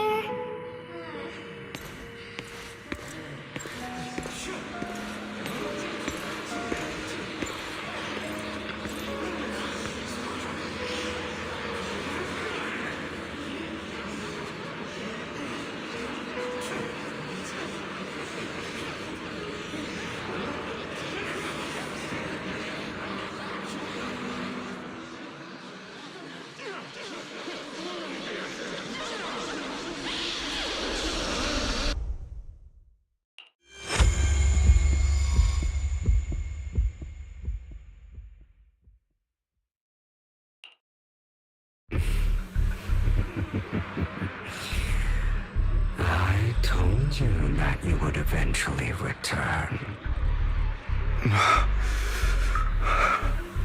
We meet again, my friend. I told you, I am you.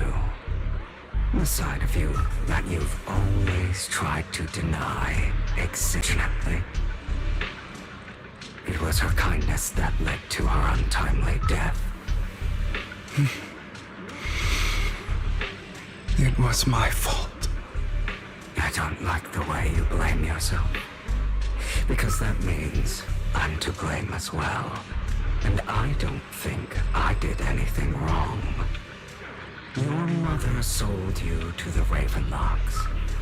And your father, he saw your talent and wanted to use you to push the other children into competing with each other. My brothers and sisters wanted to get rid of me from the moment they first saw me. In their eyes, you were no more than a slave. But Serena dared to treat you, a slave, as if you were human. And so, she was fated to die. They tried to kill me. Many times. But I was careful. And they did not succeed. So they killed Serena, who was weaker, an easier target, and pinned everything on you. Serena died in your place. Those cruel rats thought that by reporting this to Father, they could use it to get rid of you, a rival who threatened their positions. Yet, not only did Father not blame you for the incident, he praised you for it. In this world, only the ruthless, cruel, and merciless can stand at the top. And that's exactly what you managed to live up to, no? You found a perfect opportunity thereafter to catch the ringleader of the group who framed you and almost beat him to death.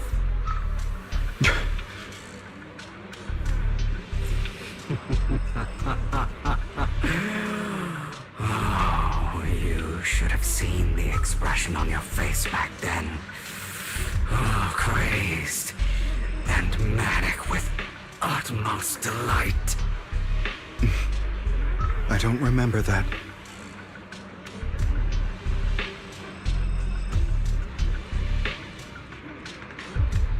Here you go again, trying to deny your desires. Deep down inside, you've always wondered, asking yourself why these evil people never got the punishment they deserve. Why the world is so unfair. Don't you want to rip them to shreds? Just like that day when you beat that boy's face into the dirt until he was barely recognizable. His disgusting blood staining your fists. Recall your exhilaration, your cathartic release of rage, that outpour of hatred. That victory belongs to you. You deserve it. Those brothers and sisters of mine are all dead. I cannot take revenge against the long deceased. They died by Hartman's hand. Dying in the power struggle to become the Ravenlock family's heir, rather than by our side. Boring. Boring. I find it hilariously ironic. Children who would murder their own kin for scraps of power dead at the hand of their uncle who followed their example. Is that not karma? Power struggles pitting kin against each other, betrayal, suspicion, and hatred between people of the same blood. It's like a curse written into the Ravenlock family's genes. Laughably stupid. Don't forget, my dear, that the same blood flows through your veins.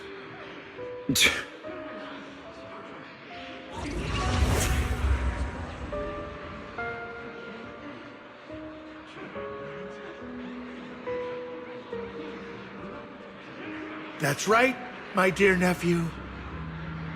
No matter how much you deny it, the blood of the Ravenlock family flows through your veins. Survival of the fittest.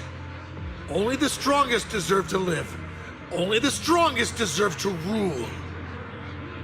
This is the path of success that has led the Ravenlock family to victory countless times. A blessing and a curse etched into your flesh and blood. As long as you live, you'll never escape the mark of family. You are destined to one day become someone like me, like your father.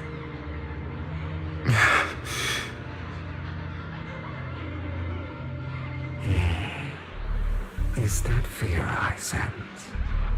I can see you trembling. Why does the Ravenlock bloodline terrify you so? I won't become like my father. Never. You won't become a failure like him. So relax. Our power eclipses him, and so does our ambition. So, do not deny your own desires. Do not resist your own ambition. This is the talent you were born with. The best gift fate has ever given you. Admit it. Deep within your heart lies a spark, yearning to ignite a raging inferno that will burn everything down. And I am that spark.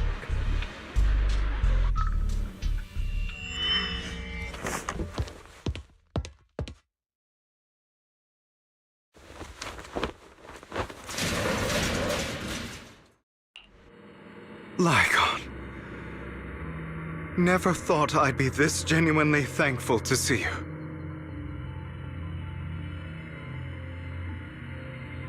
Seeing you means this never-ending nightmare is finally over, right?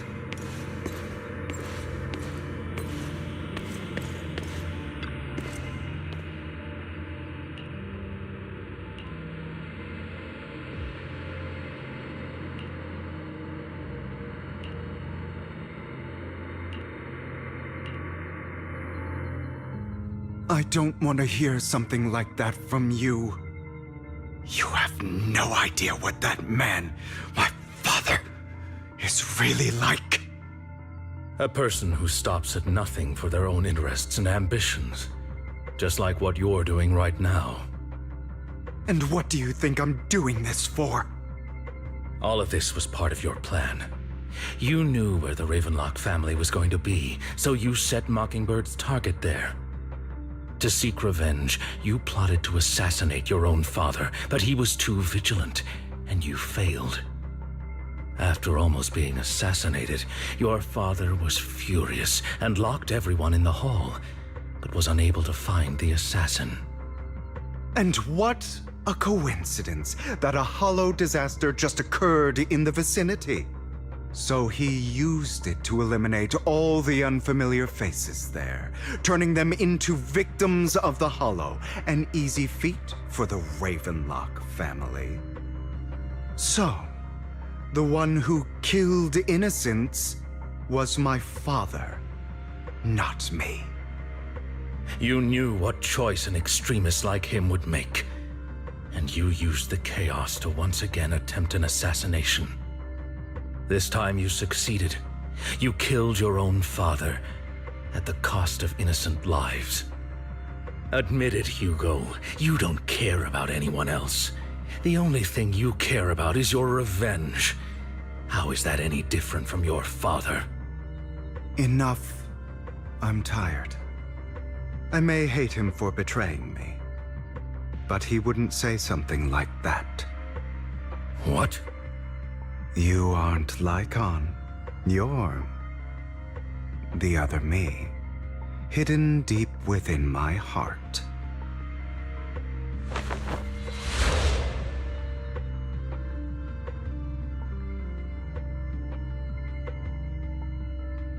I've been waiting for you, my dear. It seems you've already grown accustomed to this place. Even turning the tables on me. Just as you said, you are me, and I am you. There's no such thing as having an advantage over oneself. We are ultimately one and the same, forever inseparable.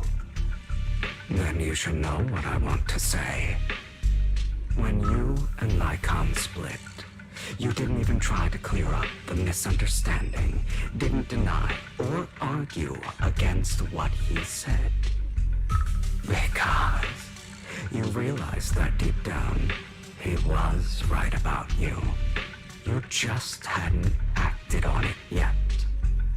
Some people live only to bring more suffering into this world. Sometimes, murder is what brings justice back into this world. For that, I must stain these hands in blood. That's right. Just like what you said before you faked your death. Were those words really just an act? To slay the dragon, you must first become one with sharp claws, wending fangs, and strength enough to destroy anything. You know the truth better than anyone. If you hadn't hesitated and instead seized the first opportunity to kill your father, none of what followed would have happened. Innocent civilians wouldn't have died. Your partner wouldn't have lost an eye and both legs trying to save people. And Mockingbird would have never gotten to that point. You can save more people. Save good people. Save more lives than the evil ones you take. I've spent countless hours in regret over that incident. So why not submit to your true nature? You want to be the judge, jury, and executioner of this world. And you can. I wasn't responsible for Father's death. The true mastermind is my uncle, Hartman. His schemes to kill the head of the family were all so he could take control. Mockingbird was simply unlucky enough to get caught up in it. So, for a behemoth like the Ravenlock family, with its roots so deep, a single person's death, regardless of who that person is, wouldn't change anything. Of course, whether it's Tops, the Mayflower family, or even the entire world, it's actually all the same. I refuse to be dragged down by pointless hatred any longer. You foolish, stubborn idiot. Do you understand the power of hatred? Have we not come this far precisely because of it? Or are you going to follow Lycon and Jack's twisted logic? Come on. You don't actually trust anyone? Otherwise, why would you hide this whole scheme of faking your death from them?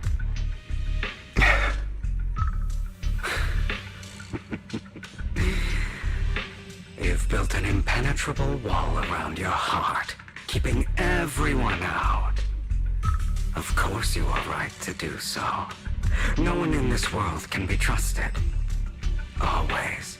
All you'll receive is hatred from your own blood and no love. Suspicion from your companions, and betrayal that comes all too easily. But the most ridiculous thing is that you want them to trust you. You stay silent and long for them to notice your suffering. You yearn for your companion's understanding and trust. Idiot. That's why you are incapable of exploiting them for your own ends. You care about their safety even more than your own. But remember, only the weak need companions. And we are children born from hatred. We are different from them. I will never be like them, and I don't need to be. Come. Let me show you what powers we can wield. But you are me. And I'll never lose to myself.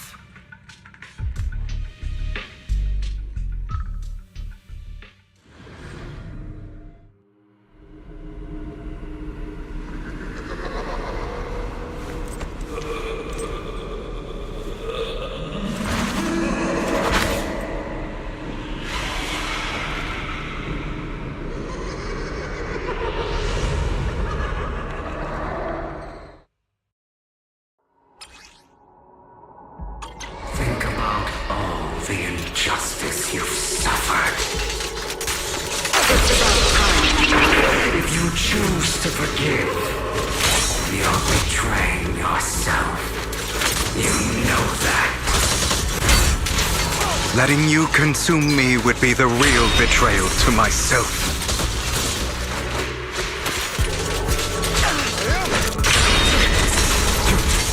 It's better.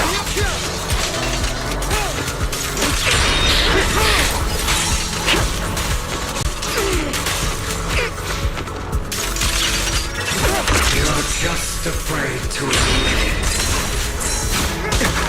Wait. You're too scared to face your true self and what you truly desire.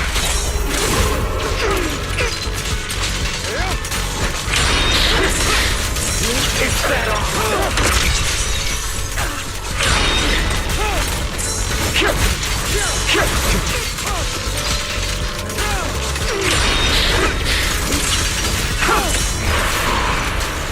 Are you trying to kill me? You think you can just get rid of me? Without me, you are nothing. For what it's worth, thank you. Don't be afraid. You and I are inseparable. You're part of me, just as I am part of you. Fancy words won't change anything. No. It's not just platitudes. I finally understand now. Some pain only fades when it's seen, when it's accepted. So I won't fight you anymore. I won't hate myself anymore. Weakness, hatred, malice, strength, forgiveness, justice.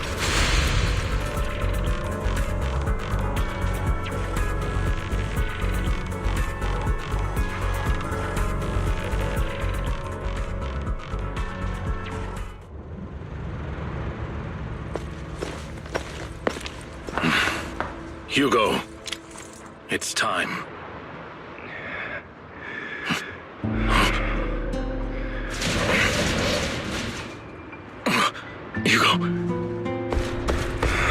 Hugo, you...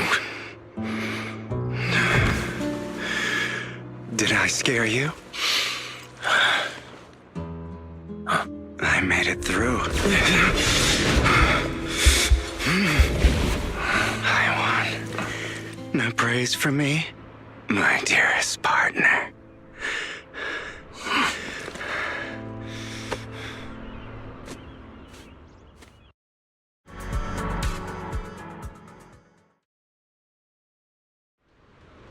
This is just like what I saw in my dream.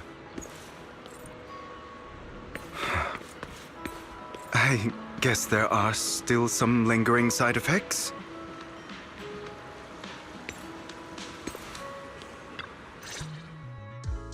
Ah, my former partner. You're still as punctual as ever. Are you sure you're fully recovered? How about we fight, and I'll show you how recovered I am. I refuse to fight someone who is in need of medical attention.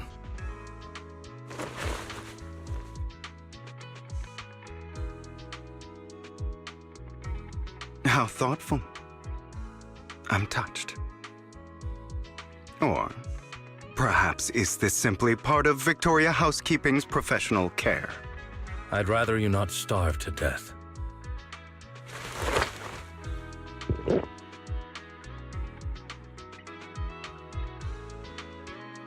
Not to your liking. I'm fairly certain this is the same kind as before. No. I've just gone too long without food. It feels a bit uncomfortable. Either way, thank you. Now tell me, what exactly happened in the warehouse? Just going a bit crazy from... you know what? Were you expecting anything else? But I did have a very long dream. A dream about many things from the past. If I had to put it into words, it would be like giving myself psychological therapy. You seem like you could benefit from some too. How about it? Want to book a session with me? Trust me, I'm a pro. Seems you really have recovered. Well, of course. I'm feeling pretty great right now. Like I could argue with you all day on every petty detail of who exactly was in the wrong back then. I wanted to ask, what you said about Mockingbird before, when you faked your death, was that part of the act? Oh, you mean the part about how Mockingbird has never really changed anything or saved anyone. I didn't expect you to still be so hung up on this. Interesting. After all, it was you who chose to betray Mockingbird. To betray me. Just as I said before, I never considered Mockingbird a failure. Perhaps Mockingbird deviated from its origins, but it has its value. You shouldn't reject the things you've done. Or Mockingbird. I have contemplated this before. Yes. Mockingbird has helped some people and has genuinely managed to cause trouble for those who abuse their positions of power for evil. Yet those in high positions still possess immense resources, and the people we helped remain destitute and suffering, willing to become slaves to those in power for scraps.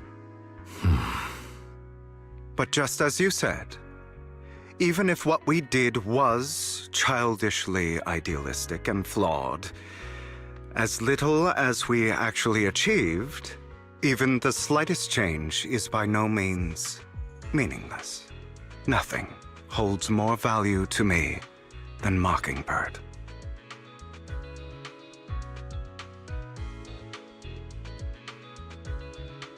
All right, let's catch up later.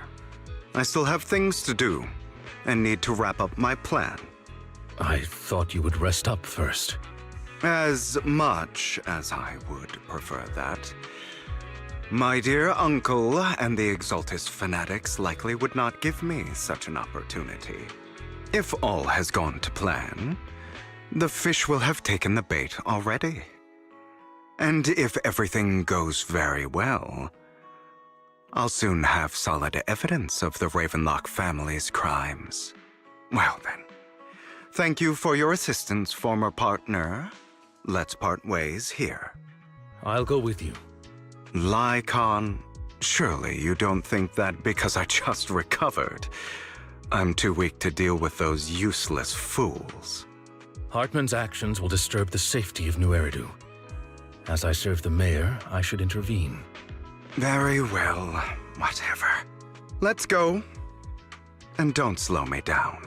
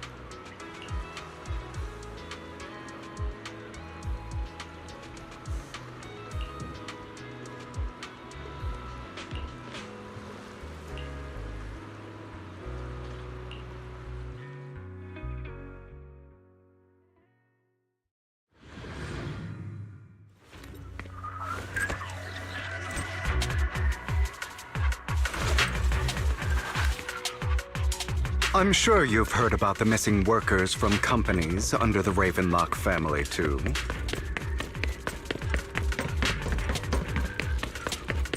Those are Ravenlock's men. The workers with them are the victims who were tricked into going into the Hollow.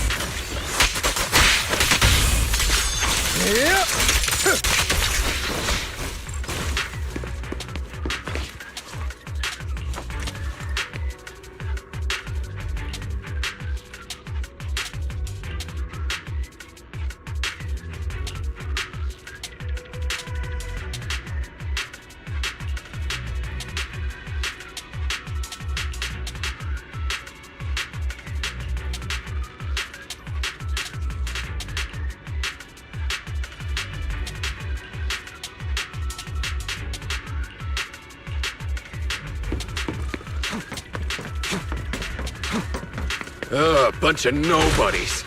Annoying as hell. Kill them! You're welcome to try.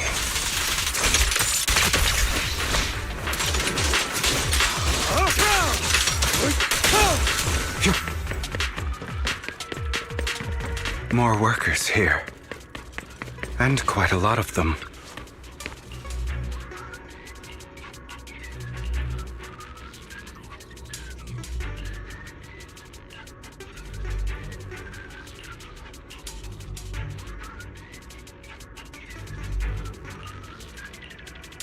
Is Hartman behind this, too? Of course. He threw them into the Hollow like offerings for the Exaltists.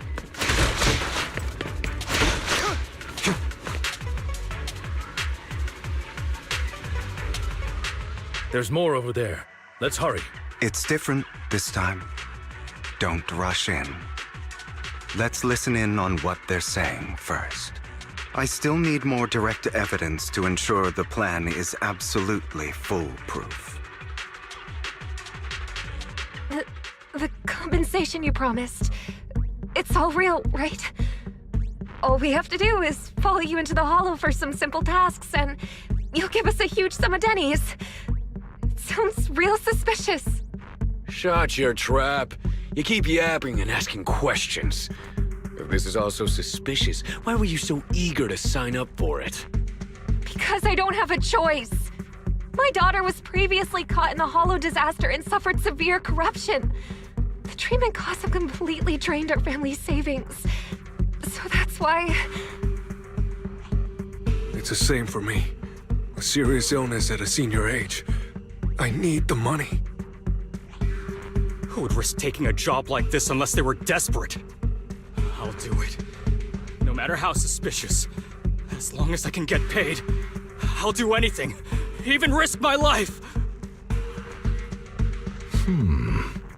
Wait, you people from the Ravenlock family, you're part of a big company in Tops. You wouldn't go back on your word, right? Don't worry, you'll get every denny you were promised. But before we start, you all need to take this medicine first.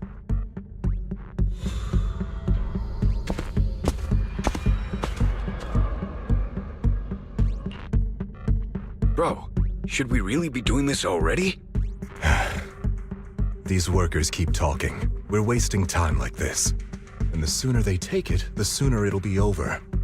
Consider it an early release for them. What? You didn't say anything about having to take pills before. Look, this is good stuff, all right? It'll increase your ether aptitude. There's tons of people who'd kill for something like this. Exactly! You'll be working in the Hollow for several hours. This is essential medication. You have to take it before we continue. If you refuse, then you can forget about the job. Of course, you won't receive the compensation either. Lycon, what are you doing? Rescuing those workers, of course. There's clearly something off about those pills. We can't let them take them. Now is not the right time. As I said, we need more evidence to ensure the plan works. And as I said many years ago, you can't exploit innocence to achieve your goal. So that's how you see it. If that's not what you want me to think, then explain everything to me. All right. It's a little complicated, but simply put, these workers will be fine. Of course, it's your choice to trust me or not.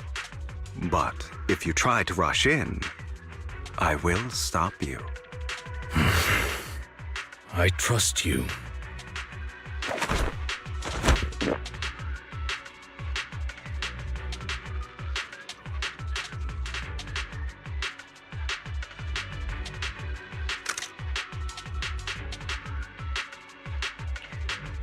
All right. That's the evidence. Now we can go and beat them into the ground as much as you want. Don't forget, you owe me an explanation. Also, don't overdo it and kill them, even if they're the worst of the Ravenlock family. All right, Your Holiness, Saint Lycon. Those were... Who the hell are you? Why don't you take a guess? We're the ones here to stop you.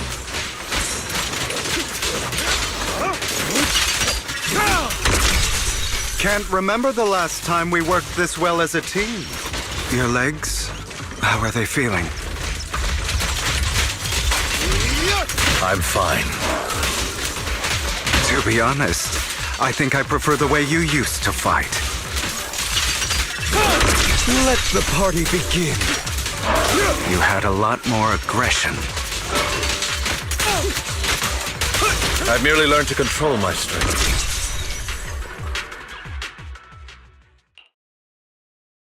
Damn it!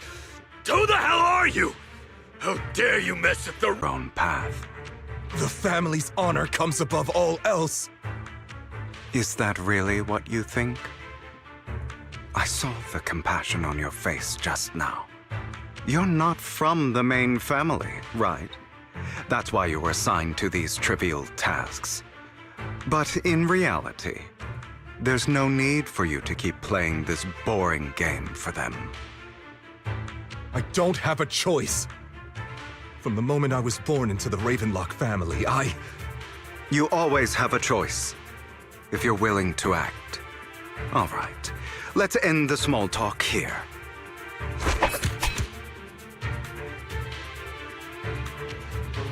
Don't worry, Lycon. I didn't hit them too hard, just enough to keep them quiet. How's that? My acting's pretty good, right? As always, a certain someone should take some lessons from you. I'll leave the rest to you then. Okie dokie.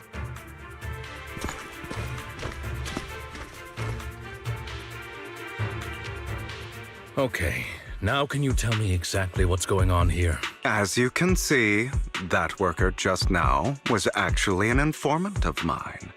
The pills were swapped out with vitamin tablets. Outside of this batch, some workers have already taken the actual substance Hartman has. But rest assured, the antidote for it is already in development. I found the best in the field to help, and with the data I collected before, we should have results soon. I wanted to ask. The reason you decided to lock yourself in a room and endure the effects of the drug, besides getting evidence, it was also to collect data on this drug in order to create an antidote, correct? It seems you're not completely beyond hope. I thought you were just being stubborn. Sometimes I wonder if you know me at all. Then I have one last question. Why did you never tell me any of this back then? The truth is, I heard everything. That entire conversation between you and Jack. Before he passed away in that small attic. When Jack called you aside and gave you those warnings. When he told me you might go down the wrong path? That's right. You never said anything. What would I even do? Scream and rage over your suspicions, or get on my knees and beg for you to trust me? You know there's no way I'd allow myself to do such a thing. Besides, back then, Even I was confused about myself. Jack, It's all in the past. You don't need to explain anything to me. Enough. We should get going. If we're going to reminisce over the past, we should find a more suitable location.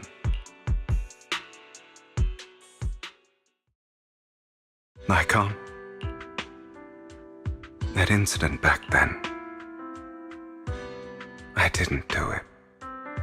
It was a scheme Hartman devised to take over the family. It was Hartman who killed my father, too. I only discovered the truth long after the fact. I did indeed attack my father, and I thought he was dead. But he wasn't. I couldn't kill him. And even before that, if I hadn't hesitated, none of what followed would have happened. Even now, I still think they deserve death.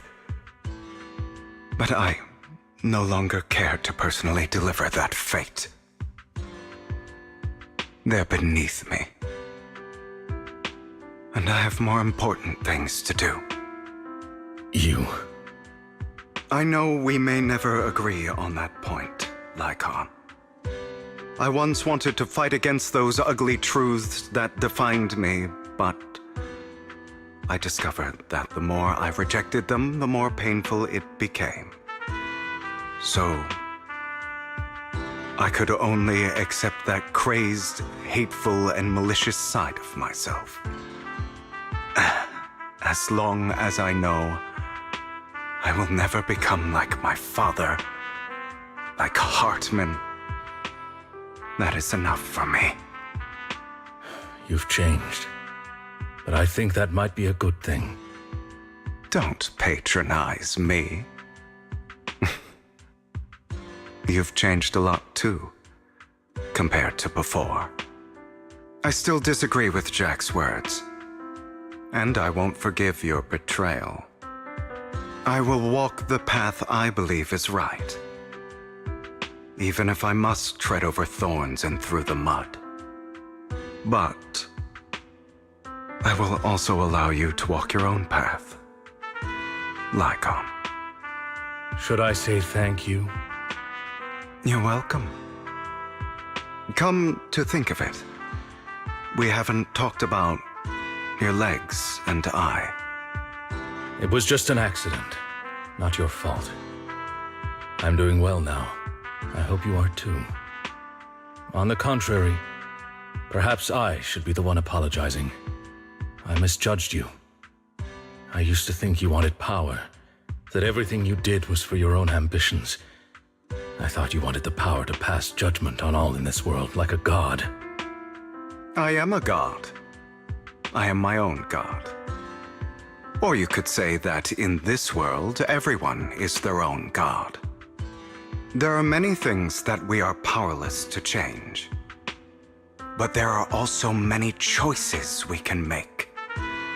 Just as I said before, I am the only one who can kill me or save me. I'm glad you think that way. Let's go. I still have one last thing to do. To witness the end of Ravenlock.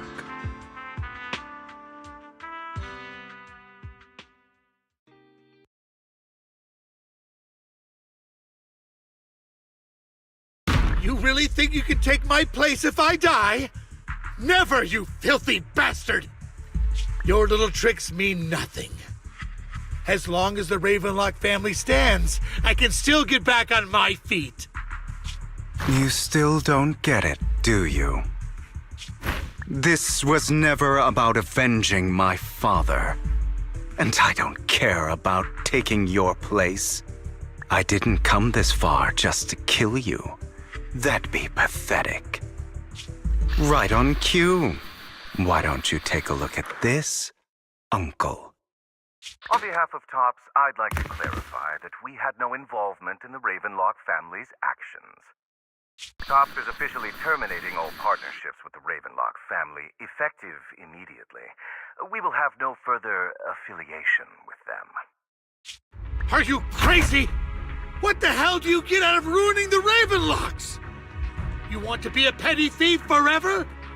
Thief? Oh, Uncle. Allow me to reintroduce myself. I'm the name people whisper about. The one who robs the rich and gives to the poor. I'm the master con artist who can fool anyone, anytime.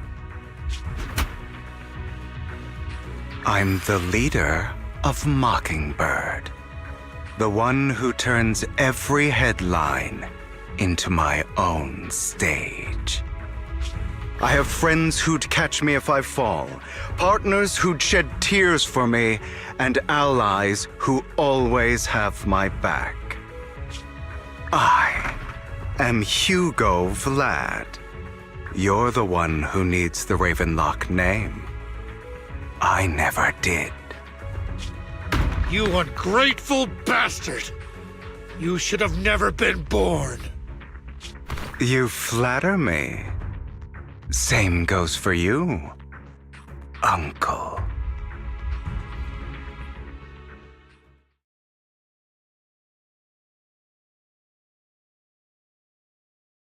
You've done well, Vivian. You had better give me an explanation. And here I thought this would be a touching reunion. What's with all the anger?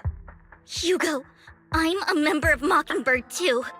And I mourned your death. Listen, Vivian. I don't want you or the people you cherish to get caught up in danger because of me. I've always been selfish, so I don't hesitate to use you all as variables in my plans. But it is because I am selfish that I also don't want my failures to affect my treasured companions. In any case, if you were in the same position, would you not make the same decisions? Lycon's taking care of everything outside. We should go. Also, Wise, thank you. And I'm sorry for the whole act where I threatened you. It was the only way for Hartman to drop his guard against you and leave you be. I, Hugo Vlad, am forever indebted to you.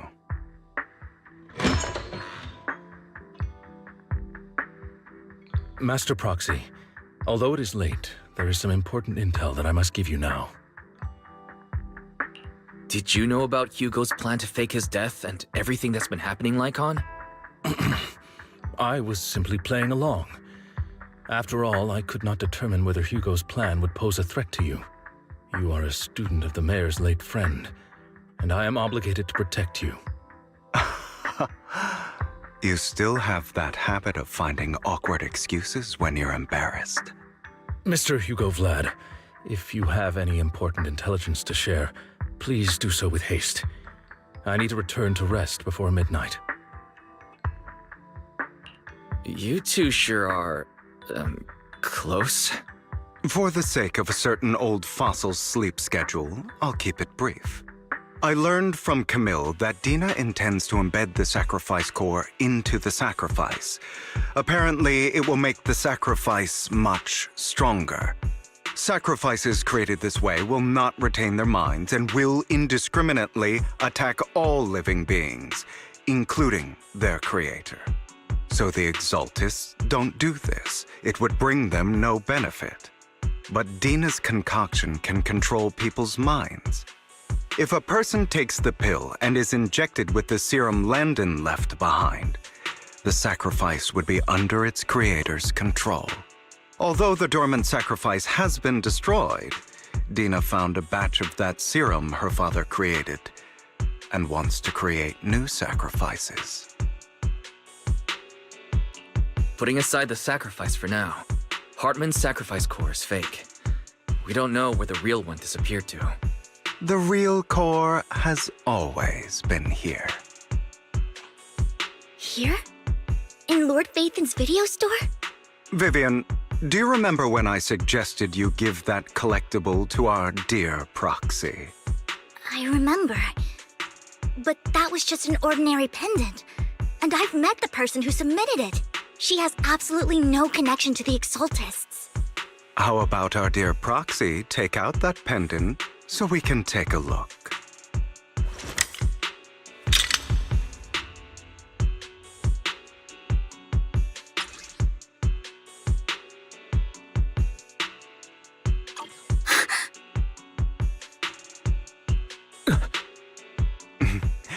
I'll take your surprised expressions as a compliment for my little trick. I will hand over this core to the mayor as agreed. Since he fulfilled his promise to protect Vivian and the manager while I was pretending to be dead, I won't go back on my promises. No wonder the mayor would promote rhetoric favorable to Mockingbird. I can't believe I thought he was actually being sincere. Since we have the sacrifice core, all we have to do now is stop Dina from using innocent people to make more sacrifices. Yes, and we need to destroy the last batch of Landon's serum. Hopefully with no options left, Dina will give up her obsession. All right, that's the important stuff. I'm going to go and confirm where Landon's serum's been stashed. I'll contact you again once I have something.